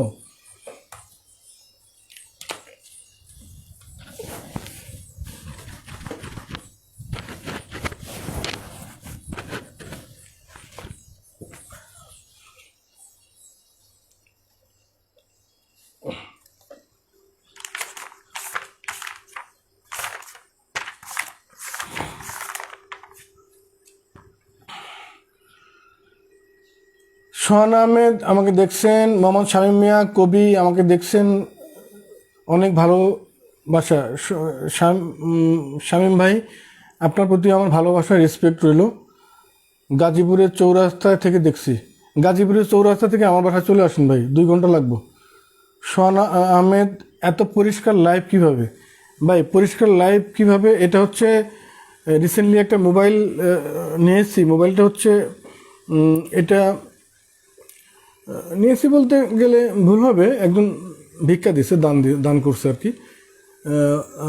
শাওমির পোকো, একটু বিজ্ঞাপন করে দিই যদি কিছু টাকা আসে। শাওমির পোকো 3X প্রো, এটা হচ্ছে 120 মেগাপিক্সেল ক্যামেরা, 1 টেরাবাইট হচ্ছে মেমোরি, আর 8 GB র্যাম। আর মুখে একটু ওই স্নো পাউডার লাগানোর কারণে আর উপরে বড় বড় লাইট টাইট আসছে, যার কারণে একটু চেহারাটা একটু ক্লিয়ার লাগতেছে এই আর কি। আসলে মূলত আমি কিন্তু এতটা ক্লিয়ার না, আমি হচ্ছে ওই সেই সাউথ আফ্রিকান বংশোদ্ভূত একজন মানুষ, কালো মানুষ। ভুলবশত বাংলাদেশে আমার জন্ম হয়েছে। তারপরে আদনান তানহা আমাকে দেখছেন, তানহাকে শুভেচ্ছা। খালেদ শামীম আখলাক, শুভেচ্ছা ও শুভকামনা। তবে আপনার মূল্য এই জাতি বুঝতে পারেনি। না ভাই, এই জাতি অনেকের মূল্যই বুঝতে পারেনি। তো এই জাতিকে নিয়ে তো অনেক কথা আছে, এগুলো লিখতে গেলে আবার দেখা যাবে যে কালকে আমাকে অ্যারেস্ট করছে। আর আমাকে অ্যারেস্ট করলে তো এত আন্দোলন হবে না, কেউ দাঁড়ায় শাহবাগে প্লে কার্ড নিয়ে বলবে না যে জাহেদ হোসেন লাকির মুক্তি চাই। কারণ এই জাতি অনেকেও বুঝতে পারেনি। এই জাতি বঙ্গবন্ধুকে বুঝতে পারেনি, যার জন্য দেশ স্বাধীন হয়েছে তাকে বুঝতে পারেনি। এই জাতি অনেক মানুষ আছে, আমরা মাওলানা ভাসানীকে বুঝতে পারিনি। এই জাতি অনেকেই বুঝতে পারেনি। তো এখন কি করার আছে? এখন এই জাতির তো দোষ দিয়ে লাভ নেই, দোষটা হচ্ছে আমাদের। আমরা বোঝার মতো মানসিকতা অ্যাডাপ্ট করতে পারি নাই, বিধায় আমরা মানুষকে বুঝতে পারি না। এখন দেখা যাচ্ছে যে আমরা একটা রিক্সাওয়ালাকেও তো বুঝতে পারি না। একটা রিক্সাওয়ালাকে বলি, এই রিক্সা যাবি, এই তুই যাবি, এই অমুক জায়গায় যা, তাকে বুঝতে, সেও তো একটা মানুষ, তাকেও তো বলা উচিত ভাই যাবেন অমুক জায়গায় যাবেন। মানুষকে মানুষ বুঝতে পারে না এই বাংলাদেশে। এটা আসলে জাতির দোষ না, জাতির দোষ দিলে ভুল হবে। অনেক কষ্ট করে এই জাতি, এই বাঙালি জাতি, বাঙালি জাতীয়তাবাদ আমরা অর্জন করেছি, বাংলাদেশ অর্জন করেছি। আমি আগে বলেছি, এখনও বলি যে আমার বাবা স্কুলে পড়া অবস্থায়, ফরিদপুর ঈশান স্কুলে পড়া অবস্থায় বাংলা ভাষার জন্য, তখন যখন রফিক শফিক সালাম বরকত যখন তারা আন্দোলন করতেছিলেন, তখন আমার বাবা আন্দোলনে শরিক হন এবং মিছিল দেন। মিছিল দেওয়ার পরে তাকে পুলিশ অ্যারেস্ট করে 3 দিন তাকে ওই হাজতের মধ্যে রাখা হয়েছিল। তারপরে বাবা মুক্তিযুদ্ধ করেন, মুক্তিযুদ্ধে তিনি সক্রিয় অংশগ্রহণ করেন, যুদ্ধাহত মুক্তিযোদ্ধা তিনি, গভর্নমেন্ট জব করতেন তিনি। প্রিন্টিং অ্যান্ড প্রেস, ইনি বাংলাদেশের যে প্রিন্টিং ডিপার্টমেন্টটা, গভর্নমেন্টের যে প্রিন্টিং ডিপার্টমেন্টটা, এটা সে ডেপুটি কন্ট্রোলার ছিল। তিনি 26শে মার্চ বাংলাদেশের নামে একটা বাংলাদেশের ক্যালেন্ডার তিনি ছাপায়া তিনি পলাতক, যে আমি এটা ছাপাইছি, এটা তো আমাকে তো এখন অ্যারেস্ট করবে, আমাকে তো মেরে ফেলে পাকিস্তানি সরকার। তারপর তিনি যুদ্ধে চলে যান, আহত হন, গুলি খান, কিন্তু গুলি তার কপালে না লেগে কানের পাশ দিয়ে যায়। সরকার তাকে মুক্তিযুদ্ধ হিসেবে ভাতা দেয়, এটা ঠিক আছে, কিন্তু কথা হচ্ছে যে তার তো বীর বিক্রম পাওয়ার কথা ছিল, বীর উত্তম পাওয়ার কথা ছিল। কারণ তার আরও অনেক ইতিহাস আছে, যে ইতিহাস তুলে ধরেছেন গোপালগঞ্জের মুক্তিযুদ্ধের ইতিহাস গ্রন্থে ডক্টর তপন বাগচি। এই বইটা পড়লে আমার বাবা KMT হুসাইন তার নাম, তার ইতিহাস পাওয়া যাবে। বাবা মৃত্যুর আগে তার পেনশনের টাকা পেয়ে যান নাই, তিনি গভর্নমেন্ট জব করেছেন, তার সচিব তাকে বলেছেন যে তুমি 1 লাখ টাকা দাও, তোমাকে আমরা তোমার পেনশনের ফাইল ছেড়ে দিই। তো বাবা বলছে যে আমি আপনাকে একটা টাকাও দেবো না, জীবনে সুদ ঘুষ খাই নেই, খাবো না। মুক্তিযুদ্ধের পরে আবার বাবা সরকারি চাকরিতে যোগদান করেন, বঙ্গবন্ধু তাকে আবার নিয়ে আসেন এবং সে প্রিন্টিং অ্যান্ড স্টেশনারি ডিপার্টমেন্টের বিজি প্রেসের নির্বাচিত সিবিএস সভাপতি হন। কিন্তু রিটায়ার করার পরে সরকার সচিব তাকে ঘুষ চান, বাবা ঘুষ তাকে দেননি, বরং বাবা সেই সচিবের নামে মামলা করেন। এই মামলা আমরা 24 বছর চালিয়ে এসেছি, 15-16 বিঘা জমি বিক্রি করে আমাদের এই মামলা চালাতে হচ্ছে। তারপরে আমরা 2012 সালে এই মামলার রায় পেয়েছি। রায় পাওয়ার পরে আমরা আবার ক্ষতিপূরণ দাবি করে মামলা করেছি। মামলা করার পরে গভর্নমেন্ট আবার হাইকোর্টে আপিল করেছে। 2013 সালে আমার বাবা মারা গেছেন, ইন্তেকাল করেছেন। তিনি বলেছেন আমার এই পেনশনের টাকা তোমরা আর চেও না, তোমরা লাগলে রিক্সা চালায় খায়ও, কিন্তু এই পেনশনের টাকা চাইও না। এই টাকা আমি এই দেশের জন্য যুদ্ধ করেছি, আমি চাকরি করেছি, আমি ভাষার জন্য আমি জেল খেটেছি, কিন্তু আমি আমার পেনশনের টাকা পেয়ে যাইনি। এই টাকা তোমরা চেও না। আমি হলাম সেই মুক্তিযোদ্ধার সন্তান। এই জাতি তো মানুষকে মূল্যায়ন করতে পারে না, এই জাতি তো মানুষকে মূল্যায়ন করবে না। যারা দুর্নীতি করবে, আমি অপরাধ সূত্র বাংলাদেশের অপরাধ বিষয়ক পত্রিকার মধ্যে 4 নম্বর, জাতীয় পত্রিকা 4 নম্বর, এই পত্রিকার প্রধান সম্পাদক হিসেবে দায়িত্ব পালন করছি আর 4 বছর। কখনোই আমি অপরাধ সূত্রর প্রধান সম্পাদক হিসেবে কোথাও চাঁদাবাজি করিনি, কাউকে বলিও নাই, কাউকে আমি চাঁদার দাবিও করিনি। আমি আনোয়ার গ্রুপকে নিয়ে রিপোর্ট করেছি। বাংলাদেশ ব্রেড অ্যান্ড বিস্কুট ফ্যাক্টরির মালিক সমিতির যে সভাপতি, তার বিরুদ্ধে সে প্রতিটা ব্রেড অ্যান্ড বিস্কুট ফ্যাক্টরির থেকে সে লক্ষ লক্ষ টাকা প্রতি মাসে চাঁদা নিত। তাকে নিয়ে আমি অনুসন্ধানী প্রতিবেদন করেছি। আমি হুমকি খেয়েছি, আমি মামলা খেয়েছি, আমি মায়ের খেয়েছি, আমি আনোয়ার গ্রুপের দুর্নীতি নিয়ে কথা বলেছি। আমি এক ডাক্তারের ভুয়া ডাক্তারকে নিয়ে প্রতিবেদন করেছি। ডাক্তারের লোকজন আমাকে নীলক্ষেত তো না, এটা হচ্ছে গ্রিন রোডে আমাকে মেরে রাস্তার উপর রেখে দিয়েছে। আমি সত্য প্রতিবেদন করতে যেয়ে, সত্য কথা লিখতে যেয়ে আমি এলাকা থেকে অনেকবার মার খেয়েছি, বিভিন্ন জায়গায় মার খেয়েছি। সত্য কথা লিখতে গেলে বিপদে পড়তে হয়। সত্য কথা তো এখন বলাটাই খুব বিপদ। আর যখন আপনি সত্য কথা বলতে যাবেন, তখন আপনাকে ওই তথ্য প্রযুক্তি আইন 56 ধারা, তারপরে সেই ওই যে কী তথ্য চুরির যে 200 বছর আগের যে আইন, সেই আইনে আপনাকে অ্যারেস্ট করবে, যেটাকে যে আমাদের রোজিনা আপাকে করলো। রোজিনা আপাকে আমি ব্যক্তিগতভাবে চিনি, আমাদের শ্রদ্ধেয় বড় আপা। উনি একজন নির্ভীক সাংবাদিক, উনি এত নিরীহ মানুষ, কিন্তু ওনার ভিতরে সাহস হচ্ছে একজন আর্মির মতো, 1 ম্যান আর্মি। তো উনি যে সাহসটা দেখিয়েছেন, ওনাকে এটাও বলা হয়েছে যে 1 কোটি টাকা দিব, এখন পরে বাদ বাকিটা দিব। অন্য কোনো সাংবাদিক হলে তো 1 কোটি টাকা লুফে নিত। গভর্নমেন্ট 10 কোটি টাকা দিয়েছে সাংবাদিকদের, সে টাকা কারা পেয়েছে? আমি 20 বছর সাংবাদিকতা করি, আমি RTVতে খবর, আমি বিভিন্ন চ্যানেলে খবর পড়েছি, আমি বিভিন্ন চ্যানেলে কাজ করেছি, আমি বিভিন্ন পত্রিকায় কাজ করেছি, নিজের পত্রিকায় কাজ করি, সাংবাদিকতা করেছি, আমি চাকরি করেছি। আমার 10 কোটি টাকার আমার তো ভাগে অন্তত 1 টাকা থাকার কথা ছিল, সে টাকা কই? মানুষ হচ্ছে 9 কোটি, 90 হচ্ছে 9 কোটি। বঙ্গবন্ধু কম বলি, বঙ্গবন্ধু পায় নাই, আর আমার টাকা পাবো কই? এখন এই দেশে তো সত্য কথা বলা যাবে না। সত্য কথা বলতে গেলে উল্টে আপনাকে আরও বিপদে পড়তে হবে। তারপরে আমরা সত্য কথা বলবো। সত্য কথা কেন বলবো না? চাকরি যায়, ক্রসফায়ার হয়, হোক, সত্য বলতে হবে। সত্য হচ্ছে সুন্দর। আল্লাহ তাআলা যেমন সুন্দর, হিন্দুরা যেমন ভগবানকে ডাকে, ভগবান যেমন সুন্দর, গড যেমন সুন্দর, যেই থাক, একজন তো আছেন, তিনি যেমন সুন্দর, পৃথিবী যেমন সুন্দর, সত্য হচ্ছে তেমন সুন্দর। সত্য বলতে হবে, লাইভে কেন? সত্য বলতে হলে আমি সবখানে বলি। আমার চাকরি নাই, এই কথা আমি লুকাতে পারতাম যে আমার চাকরি আছে, ভালো আছি। আমার চাকরি নাই, এটা সত্য। আমি লুকিয়ে কি করব? আমি লুকিয়ে কি করব বলেন? আমাকে লোকালে কি আমার পেট চলবে? আমাকে তো কোনো না কোনো কিছু করে খেতে হবে। হয়তো অটো চালাতে হবে, বা রিক্সা চালাতে হবে, বা ভ্যান গাড়ি চালাতে হবে। শুধু আমি রংবাজি মাস্তানি করতে পারবো না। আমার চেহারা টেহারা, আমার চিপ দেখে যে ভাবসাব, তাতে একটা পিস্তল নিয়ে দাঁড়ায় গেলে আমি ওই চিন্তাই করতে পারবো, কিন্তু আমি জীবনে এটা করবো না।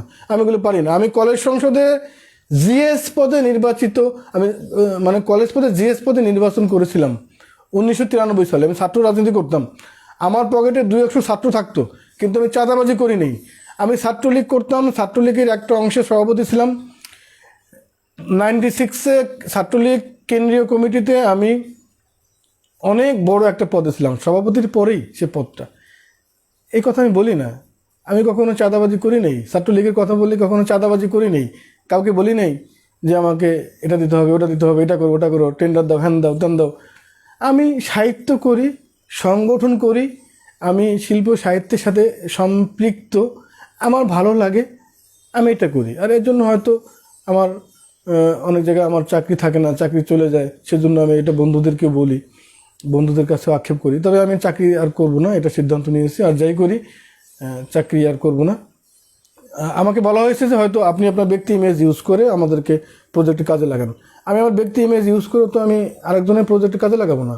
আমি তো নিজের মেধাকে বিক্রি করবো, নিজের মেধা বিক্রি করবো, কিন্তু নিজের নিজের মনুষ্যত্ব তো আমি বিক্রি করতে পারবো না, নিজের ব্যক্তিত্বকে তো আমি বিক্রি করে আপনাকে আমি আপনার কাজ আমি করব না।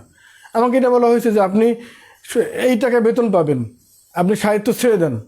আমি বলছি আমি সাহিত্য ছাড়তে পারবো না, এই টাকায় বেতন ছাড়তে পারবো, কারণ সাহিত্য আমার রক্তে। 93 থেকে আমার 88 থেকে আমি সাহিত্য করি। 88-এ ইত্তেফাকের কচিকাচার আসরে আমার প্রথম ছড়া প্রকাশিত হয়, তারপর 93-তে আমার প্রথম 92-তে আমার প্রথম গ্রন্থ প্রকাশিত হয়, আর 95-এ আমার সম্পাদনায় প্রথম সাহিত্য পত্রিকা মুক্তি প্রকাশিত হয় ঢাকার স্বামীবাগ থেকে। সাহিত্য ছাড়া যাবে না, নৈতিকতা ছাড়া যাবে না, ইথিক্স ছাড়া যাবে না। যা কমেন্টে চলে যাই আমরা।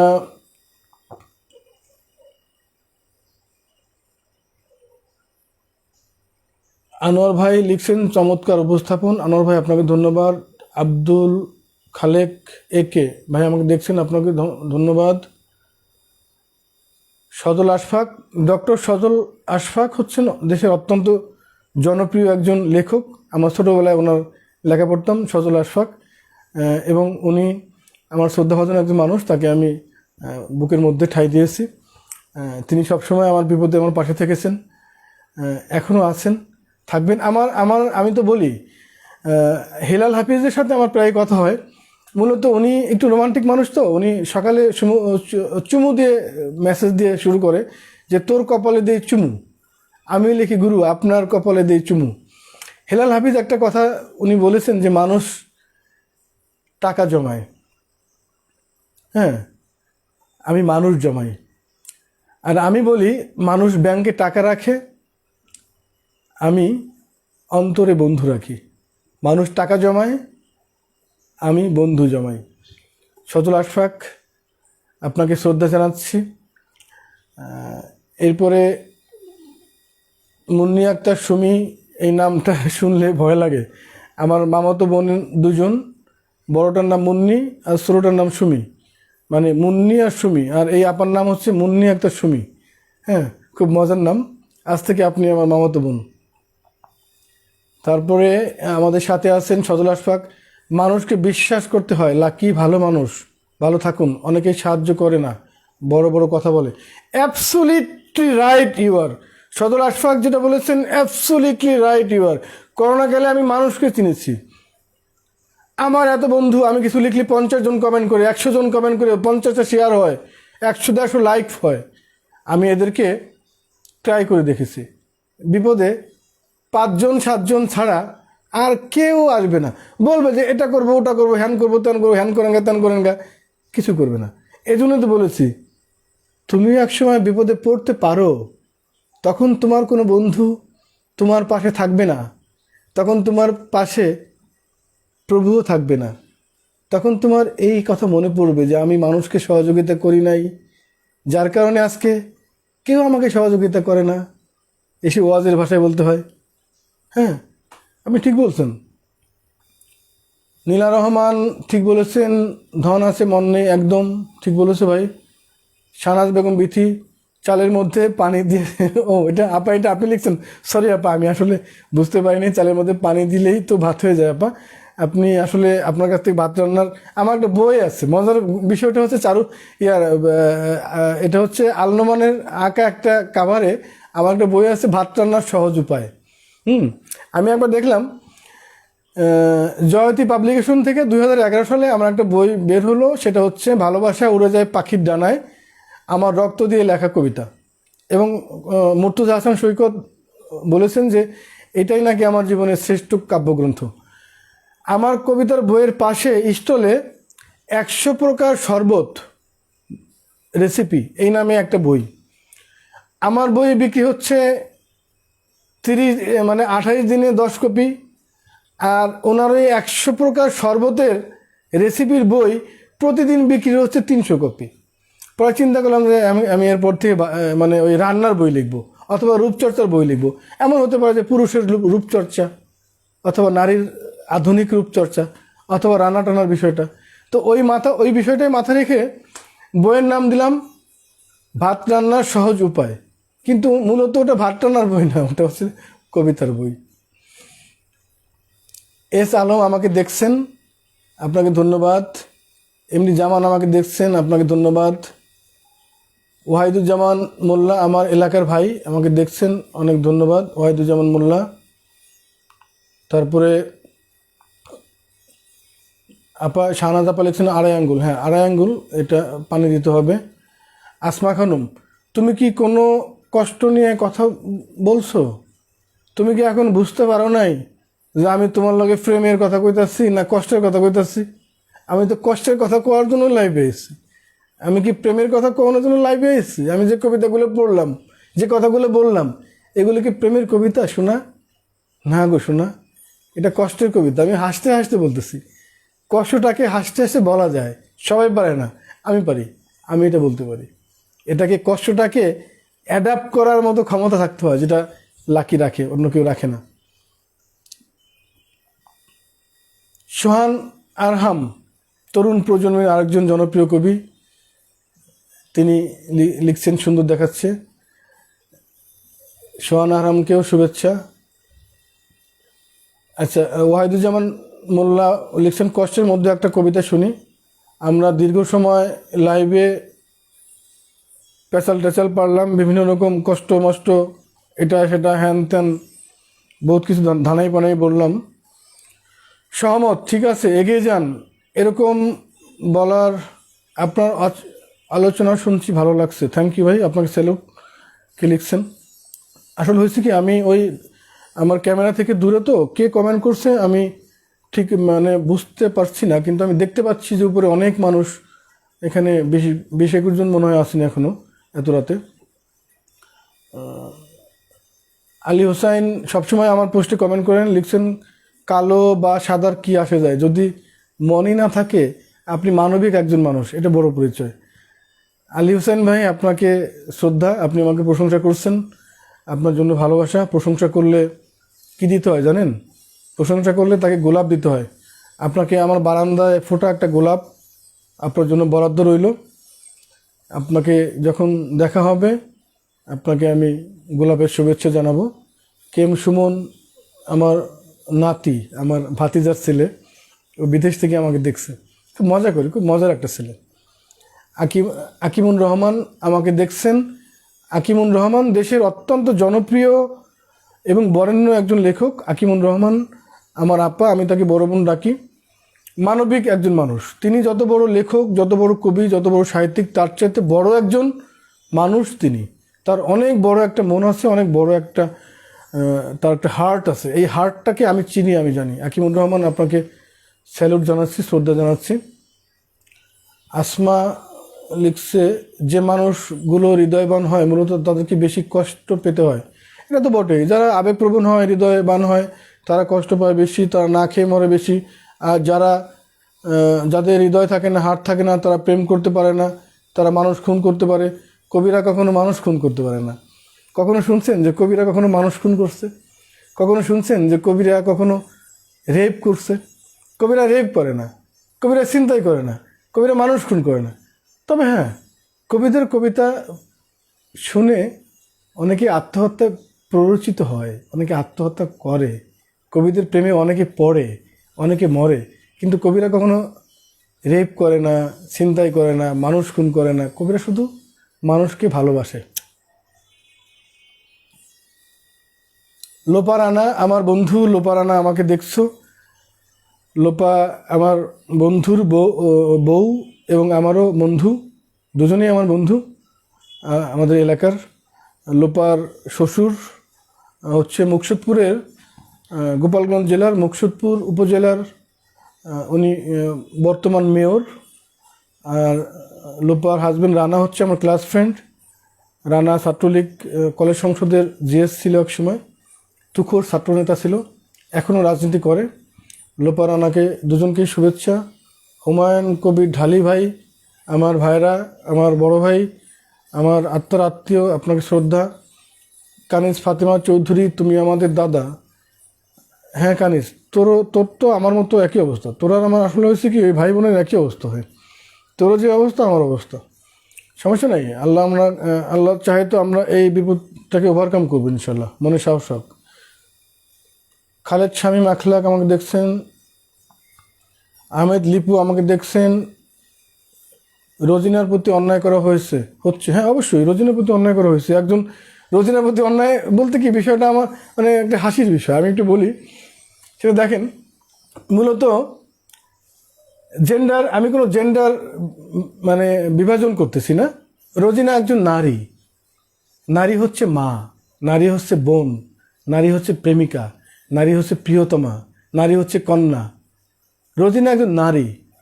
একজন সাংবাদিক একটা ডিপার্টমেন্ট কাঁপায়া দিছে না, ওই যে মমতাজের মতো বলতে হয়, ফাটায়া দিছে। রোজিনা ফাটায়া দিচ্ছে। আর রোজিনাকে ধরার জন্য বাংলাদেশের সমস্ত পুলিশ রোজিনার পিছে পিছে ঘুরছে রোজিনাকে ধরার জন্য। আরে একজন সাংবাদিককে ধরার জন্য কি 1 লক্ষ, 10 লক্ষ, 20 লক্ষ পুলিশ লাগে নাকি? একজন মানুষই তো এনাফ। সে এমন কি তথ্য চুরি করছে? তোমরা 50 লাখ টাকার মাল 1 কোটি টাকাতে কিনবা, 50 কোটি টাকার মাল 300 কোটি টাকাতে কিনবা। আর এটা আমরা বলতে গেলে, সাংবাদিকরা আমরা বলতে গেলে আমাদেরকে ধরবা, আমাদেরকে চাঁদাবাজি মামলা দিবা, আমাদেরকে ওই তথ্য চুরির মামলা দিবা। আমার নামে মামলা দাও, আমি তথ্য চুরি করেছি, আমি আনোয়ার গ্রুপের তথ্য চুরি করেছি, আমি বাংলাদেশ ব্রেড অ্যান্ড বিস্কুট ফ্যাক্টরির তথ্য চুরি করতে পেরেছি বলেই ওই প্রতিষ্ঠানের প্রধানের চাকরি খেতে পেরেছিলাম। সে প্রতিটা মানে ব্রেড অ্যান্ড বিস্কুট ফ্যাক্টরি যাকে আমরা বলি বেকারি থেকে পাউরুটি তৈরি হয়, বিস্কুট তৈরি হয়। বাংলাদেশে কোটি কোটি পাউরুটির ফ্যাক্টরি আছে। এই প্রত্যেকটা ফ্যাক্টরি থেকে সে প্রতি মাসে 1000 টাকা করে চাঁদা নিলেও প্রতি মাসে সে কোটি কোটি টাকা চাঁদা নিয়েছে। সে বিসিসিআই একজন পরিচালক ছিল। আমি এটা প্রতিবেদন করেছি, তথ্য মন্ত্রণালয় জানিয়েছি, স্বরাষ্ট্র মন্ত্রণালয় জানিয়েছি। তার পদবি গেছে, তার পদ গেছে, তার যে পানিশমেন্ট হয়েছে। সে আমাকে হুমকি দিয়েছে, সে আমাকে মেরে ফেলার হুমকি দিয়েছে।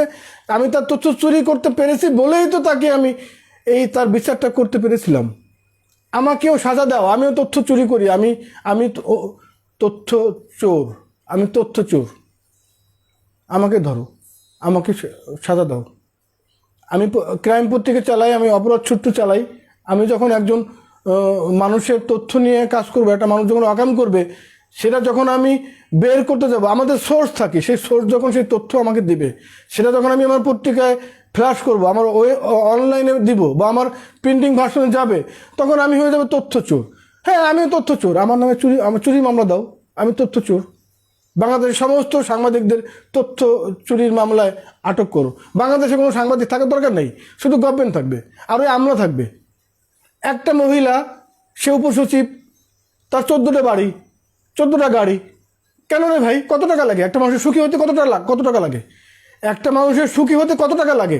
হাজার হাজার কোটি টাকা এই দেশ থেকে পাচার হয়েছে, হাজার হাজার কোটি টাকা এই দেশে মানুষ, এই আমলারা খেয়েছে। এই টাকার জবাব একদিন দিতে হবে। মাননীয় প্রধানমন্ত্রী সে একা কতটা সামাল দিবে? মাননীয় প্রধানমন্ত্রী একা সামাল দিতে দিতে দিতে উনি আমার মনে হয় অসুস্থ হয়ে যাচ্ছেন, উনি মানসিকভাবে অসুস্থ হয়ে যাচ্ছেন। উনি একা আর পারতেছেন না, নিতে পারতেছেন না। একজন প্রধানমন্ত্রী যদি এত তৃণমূল পর্যায়ে, গ্রাসরুট লেভেলে যদি তার খোঁজ নিতে হয়, তাহলে তার এত বড় মন্ত্রী পরিষদ কেন? কেউ স্বাধীনভাবে কেউ কোনো সিদ্ধান্ত দিতে পারে না, স্বাধীনভাবে কেউ কোনো কাজ করতে পারে না, নিরপেক্ষভাবে নৈতিকতা রেখে কোনো কাজ করতে পারে না। আমি প্রাক্তন স্বাস্থ্যমন্ত্রীর সাথেও আমি কিছু বিষয় নিয়ে, এমিনেন্সের কিছু বিষয় নিয়ে তার সাথেও কথা বলেছি। তিনি সঠিকভাবে কথাগুলো মূল্যায়ন করেছেন, তার কথা ভালো লেগেছে। তিনিও স্বাস্থ্যমন্ত্রী ছিলেন। বাংলাদেশের সবচেয়ে দুর্নীতিগ্রস্ত খাত হচ্ছে স্বাস্থ্য খাত। আপনি দেখেন প্রত্যেকটা জেলায় জেলায়, প্রত্যেকটা উপজেলায়, যে উপজেলা হেলথ কমপ্লেক্স আছে, দেখেন এখানে কোনো ডাক্তাররা ঠিকমতো থাকে না, ডাক্তাররা ঠিকমতো বসে না। একটা 12টার পরে কোনো ডাক্তার পাবেন না। নোংরা ময়লা, এখানে থুতু ফেলে রাখছে, এখানে কপ ফেলে রাখছে, এখানে ময়লা, এখানে দুর্গন্ধ, এখানে আয়রা সিজার করতেছে, আয়রা সেলাই করতেছে, আপনার টিএপিও ঝাড়ি মারতেছে, টিএপিও কী করতেছে জানে না, আপনার সিভিল সার্জন কী করতেছে জানে না, সিভিল সার্জন ওই যে হেলথ অফিসারের খোঁজ রাখে না। সবচেয়ে বড় খাত হচ্ছে এই সবচেয়ে দুর্নীতিগ্রস্ত খাত হচ্ছে স্বাস্থ্য খাত। এই স্বাস্থ্য খাতটাকে ডিস্ট্রয় করা উচিত, সুতরাং স্বাস্থ্য খাত থাকবে না। স্বাস্থ্য খাতকে ঢেলে সাজানো উচিত। এই স্বাস্থ্য খাতকে ঢেলে সাজানোর জন্য নতুন তদন্ত কমিটি করা উচিত, আর আমাকে সেখানে নতুন তদন্ত কমিটির প্রদান করা উচিত। আমি প্রত্যেকটা আমলাকে দেখব, প্রত্যেকটা আমলাকে আমি দেখব, প্রত্যেকটা মানুষকে আমি দেখব। কিন্তু হ্যাঁ, সবচেয়ে বড় অর্জন আবার এই স্বাস্থ্য খাত। এই করোনাকালে ফ্রন্ট লাইনে যারা ছিলেন, একদম সম্মুখে যারা যুদ্ধ করেছেন, এদেরকে বলা হয় ফ্রন্ট লাইন যোদ্ধা। এই করোনাকালে ফ্রন্ট লাইনে যারা যুদ্ধ করেছেন তারা হচ্ছে ডাক্তার।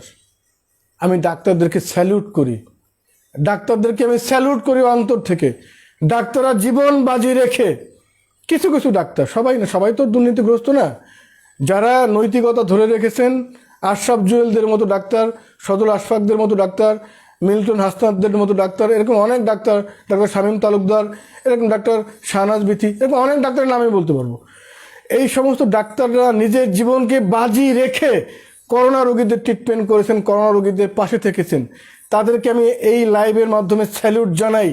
আর যে সমস্ত মানুষ, স্বাস্থ্য অধিদপ্তরের যে সমস্ত মানুষ দুর্নীতির সাথে জড়িত, তাদেরকে আমি থুতু জানাই, থুতু জানাই, ধিক্কার জানাই। এরা না খেয়ে মরুক, এরা অ্যাক্সিডেন্ট করে মরুক, এরা ট্রাকের তলে পড়ে মরুক, এদের বাচ্চাদের করোনা হোক, এদের সন্তানদের করোনা হোক।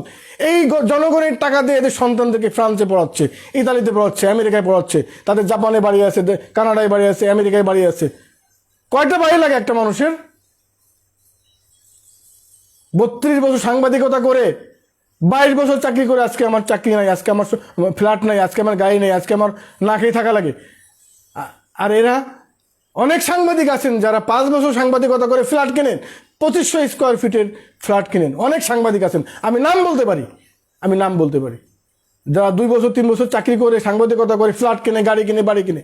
কোথা থেকে কেনে? এই 10 কোটি টাকা যে প্রধানমন্ত্রী দিয়েছেন, কারা খেয়েছেন? জবাব দেন, জবাব দিতে হবে, জবাব একদিন দিতে হবে। জনগণের কাছে জবাব একদিন আপনাকে দিতেই হবে। আর জনগণের কাছে জবাব দিতে না হলেও, ওই যে একজন আছেন যিনি আপনাকে তৈরি করেছেন, যিনি আপনাকে সৃষ্টি করেছেন, মহান প্রভু, মহান আল্লাহ, গড বলেন, খোদা বলেন, ঈশ্বর বলেন, ভগবান বলেন, যেই বলেন, তার কাছে আপনাকে একদিন জবাবদিহি করতে হবে। দুর্নীতি করবেন, জবাবদিহি করতে হবে। এটাই বাস্তবতা। যাক, এক্সাইটেড হয়ে যাচ্ছিলাম, আমি কমেন্টে চলে যাচ্ছি। তবে তোমাকে 1 কোটি টাকার কথা বলে তুমি কি করতে বলো? আমাকে 1 কোটি টাকার কথা না, আমাকে 1 কোটি টাকার কথা বললে আমি লাথি মেরে চলে আসতাম। ডাকাত শহীদের নাম শুনেছেন আপনি? আপনি কে কমেন্ট করেছেন আমি দেখতে পাচ্ছি না। আসমা খানম বলেছেন আপনাকে 1 কোটি টাকা দিলে আপনি নিতেন। আমি আপনাকে ধিক্কার জানাই, আপনি এরকম কথা বলার সাহস পেলেন কিভাবে? ডাকাত শহীদের নাম শুনেছেন? পুরান ঢাকায় ডাকাত শহীদের নাম শুনে নাই এমন কোনো মানুষ নাই। ডাকাত শহীদের নাম শুনলে মানুষ প্রস্রাব করে দিত, ডাকাত শহীদের নাম শুনলে মানুষ মুতত, প্যান্ট ভিজে যেত। আমি এবং আমার সহযোদ্ধা, আমার সহকারী সম্পাদক সোহেল আহমেদ ডাকাত শহীদকে নিয়ে আমি অপরাধ সূত্রে প্রতিবেদন করলাম। প্রতিবেদন করার পরে আমাদেরকে হুমকি আসলো, আমাদেরকে মেরে ফেলা হবে। আমি গা ঢাকা দিয়ে আসছি। তার 3 দিন পরে র্যাবের কাছে আমরা রিপোর্ট করলাম। রিপোর্ট করার পরে 4 দিনের মাথায় ডাকাত শহীদের ক্রস ফায়ার হয়। ওই ডাকাত শহীদ বলছিল, এটা 2017 সালের কথা, ডাকাত শহীদ বলছিল যে আপনাকে আমি 5 লাখ টাকা দিব, আপনি রিপোর্টটা আপনি লিখে দেন, প্রতিবাদ লেখেন যে এই রিপোর্টটা ভুল, এই রিপোর্টটা তথ্যগত ভুল আছে, প্রতিবাদ দেন। আমি বলছিলাম তোর 5 লাখ টাকা গোষ্ঠী মারি আমি। আর তুমি আসমা খানও আমাকে বলছো যে 1 কোটি টাকা তোমাকে দিতে চাইলে তুমি কি করতে? 1 কোটি টাকা দিলে আমি লাথি মেরে চলে আসতাম। ওরকম অনেক কোটি কোটি টাকার সম্পদ আমি রেখে এসেছি। বাবার 14 বিঘা জমি বিক্রি করে রাজনীতি করেছি। ছাত্রলীগ সেন্ট্রাল কমিটির সহ সভাপতি ছিলাম, কখনো চাঁদাবাজি করি নেই। কলেজ সংসদের জিএস পদে নির্বাচন করেছি, কখনো চাঁদাবাজি করি নেই। আমার রাজনৈতিক পরিচয় তো তুমি জানো এলাকায়। তোমার ভাইয়ের সাথে আমি থেকেছি। তোমার বড় ভাই যাকে এলাকায় সবাই শ্রদ্ধা করে, সে একদিন এমপি হতো, তার সাথে আমি থেকেছি, কিন্তু কখনো আমি চাঁদাবাজি করিনি, কখনো আমি কারো টাকা মেরে খাইনি, কারো অর্থ সম্পদ মেরে খাইনি। আর তুমি আমাকে লিখছো যে 1 কোটি টাকার কথা বলে তুমি কি করতে? তুমি তোমার কথা উড্ড করো।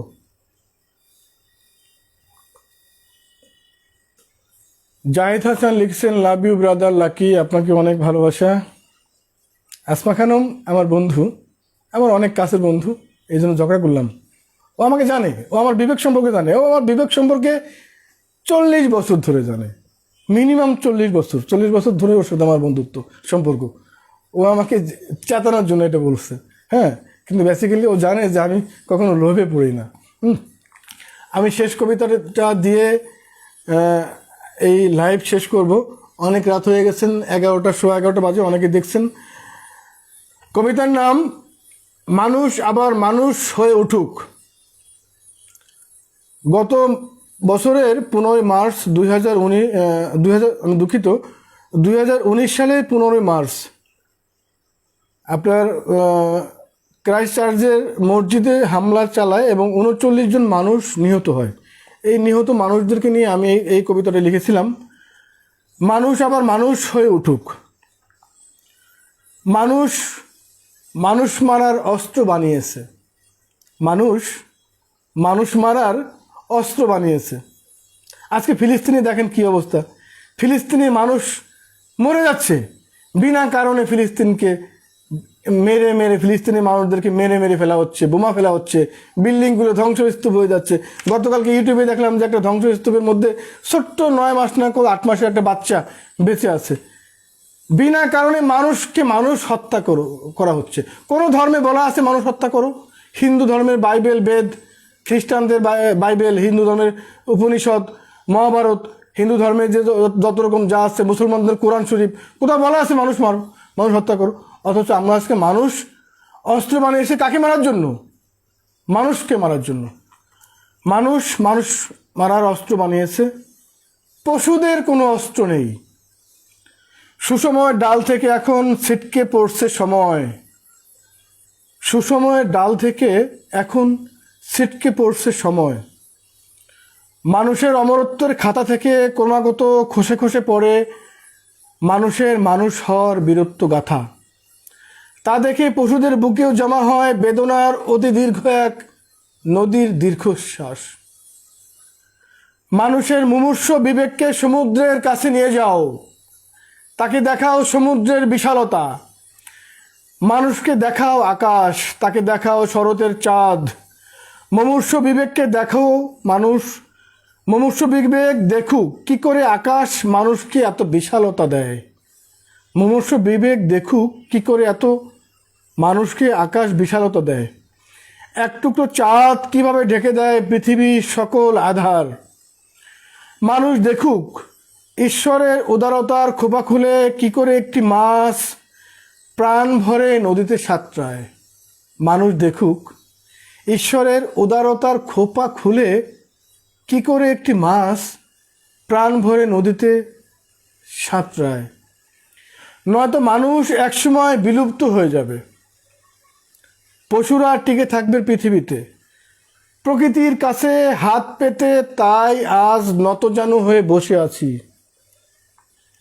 একটি সূত্র দাও হে প্রভু, মানুষ আবার মানুষ হয়ে উঠুক। মানুষ মারার অস্ত্র বানায়, পশুদের কোনো অস্ত্র নেই। ধন্যবাদ সবাইকে, যারা এই লাইভ দেখলেন, যারা আমার কথা শুনলেন, যারা আমার সাথে আছেন। অনেকের কমেন্টের উত্তর দিতে পারিনি, আমি ক্ষমা চেয়ে নিচ্ছি। অনেকের সাথে উত্তেজিত হয়েছি, আমি ক্ষমা চেয়ে নিচ্ছি। অনেকে কমেন্ট পড়তে পারিনি, আমি ক্ষমা চেয়ে নিচ্ছি। আমার ভুল ভ্রান্তি ক্ষমা করবেন। এক্সাইটেড ছিলাম, মানসিকভাবে বিভ্রান্ত ছিলাম। আমার সাথে আপনারা আছেন, ছিলেন, থাকবেন। আপনাদের প্রতি আমার স্যালুট রইল। আর করোনায় বেঁচে থাকি কি মরে যাই বলা যায় না, তার আগেই হাত জোর করে ক্ষমা চেয়ে নিচ্ছি। প্রভুর কাছে নতজানু হয়ে বলি, প্রভু মানুষ আবার মানুষ হয়ে উঠুক। ধন্যবাদ সবাইকে।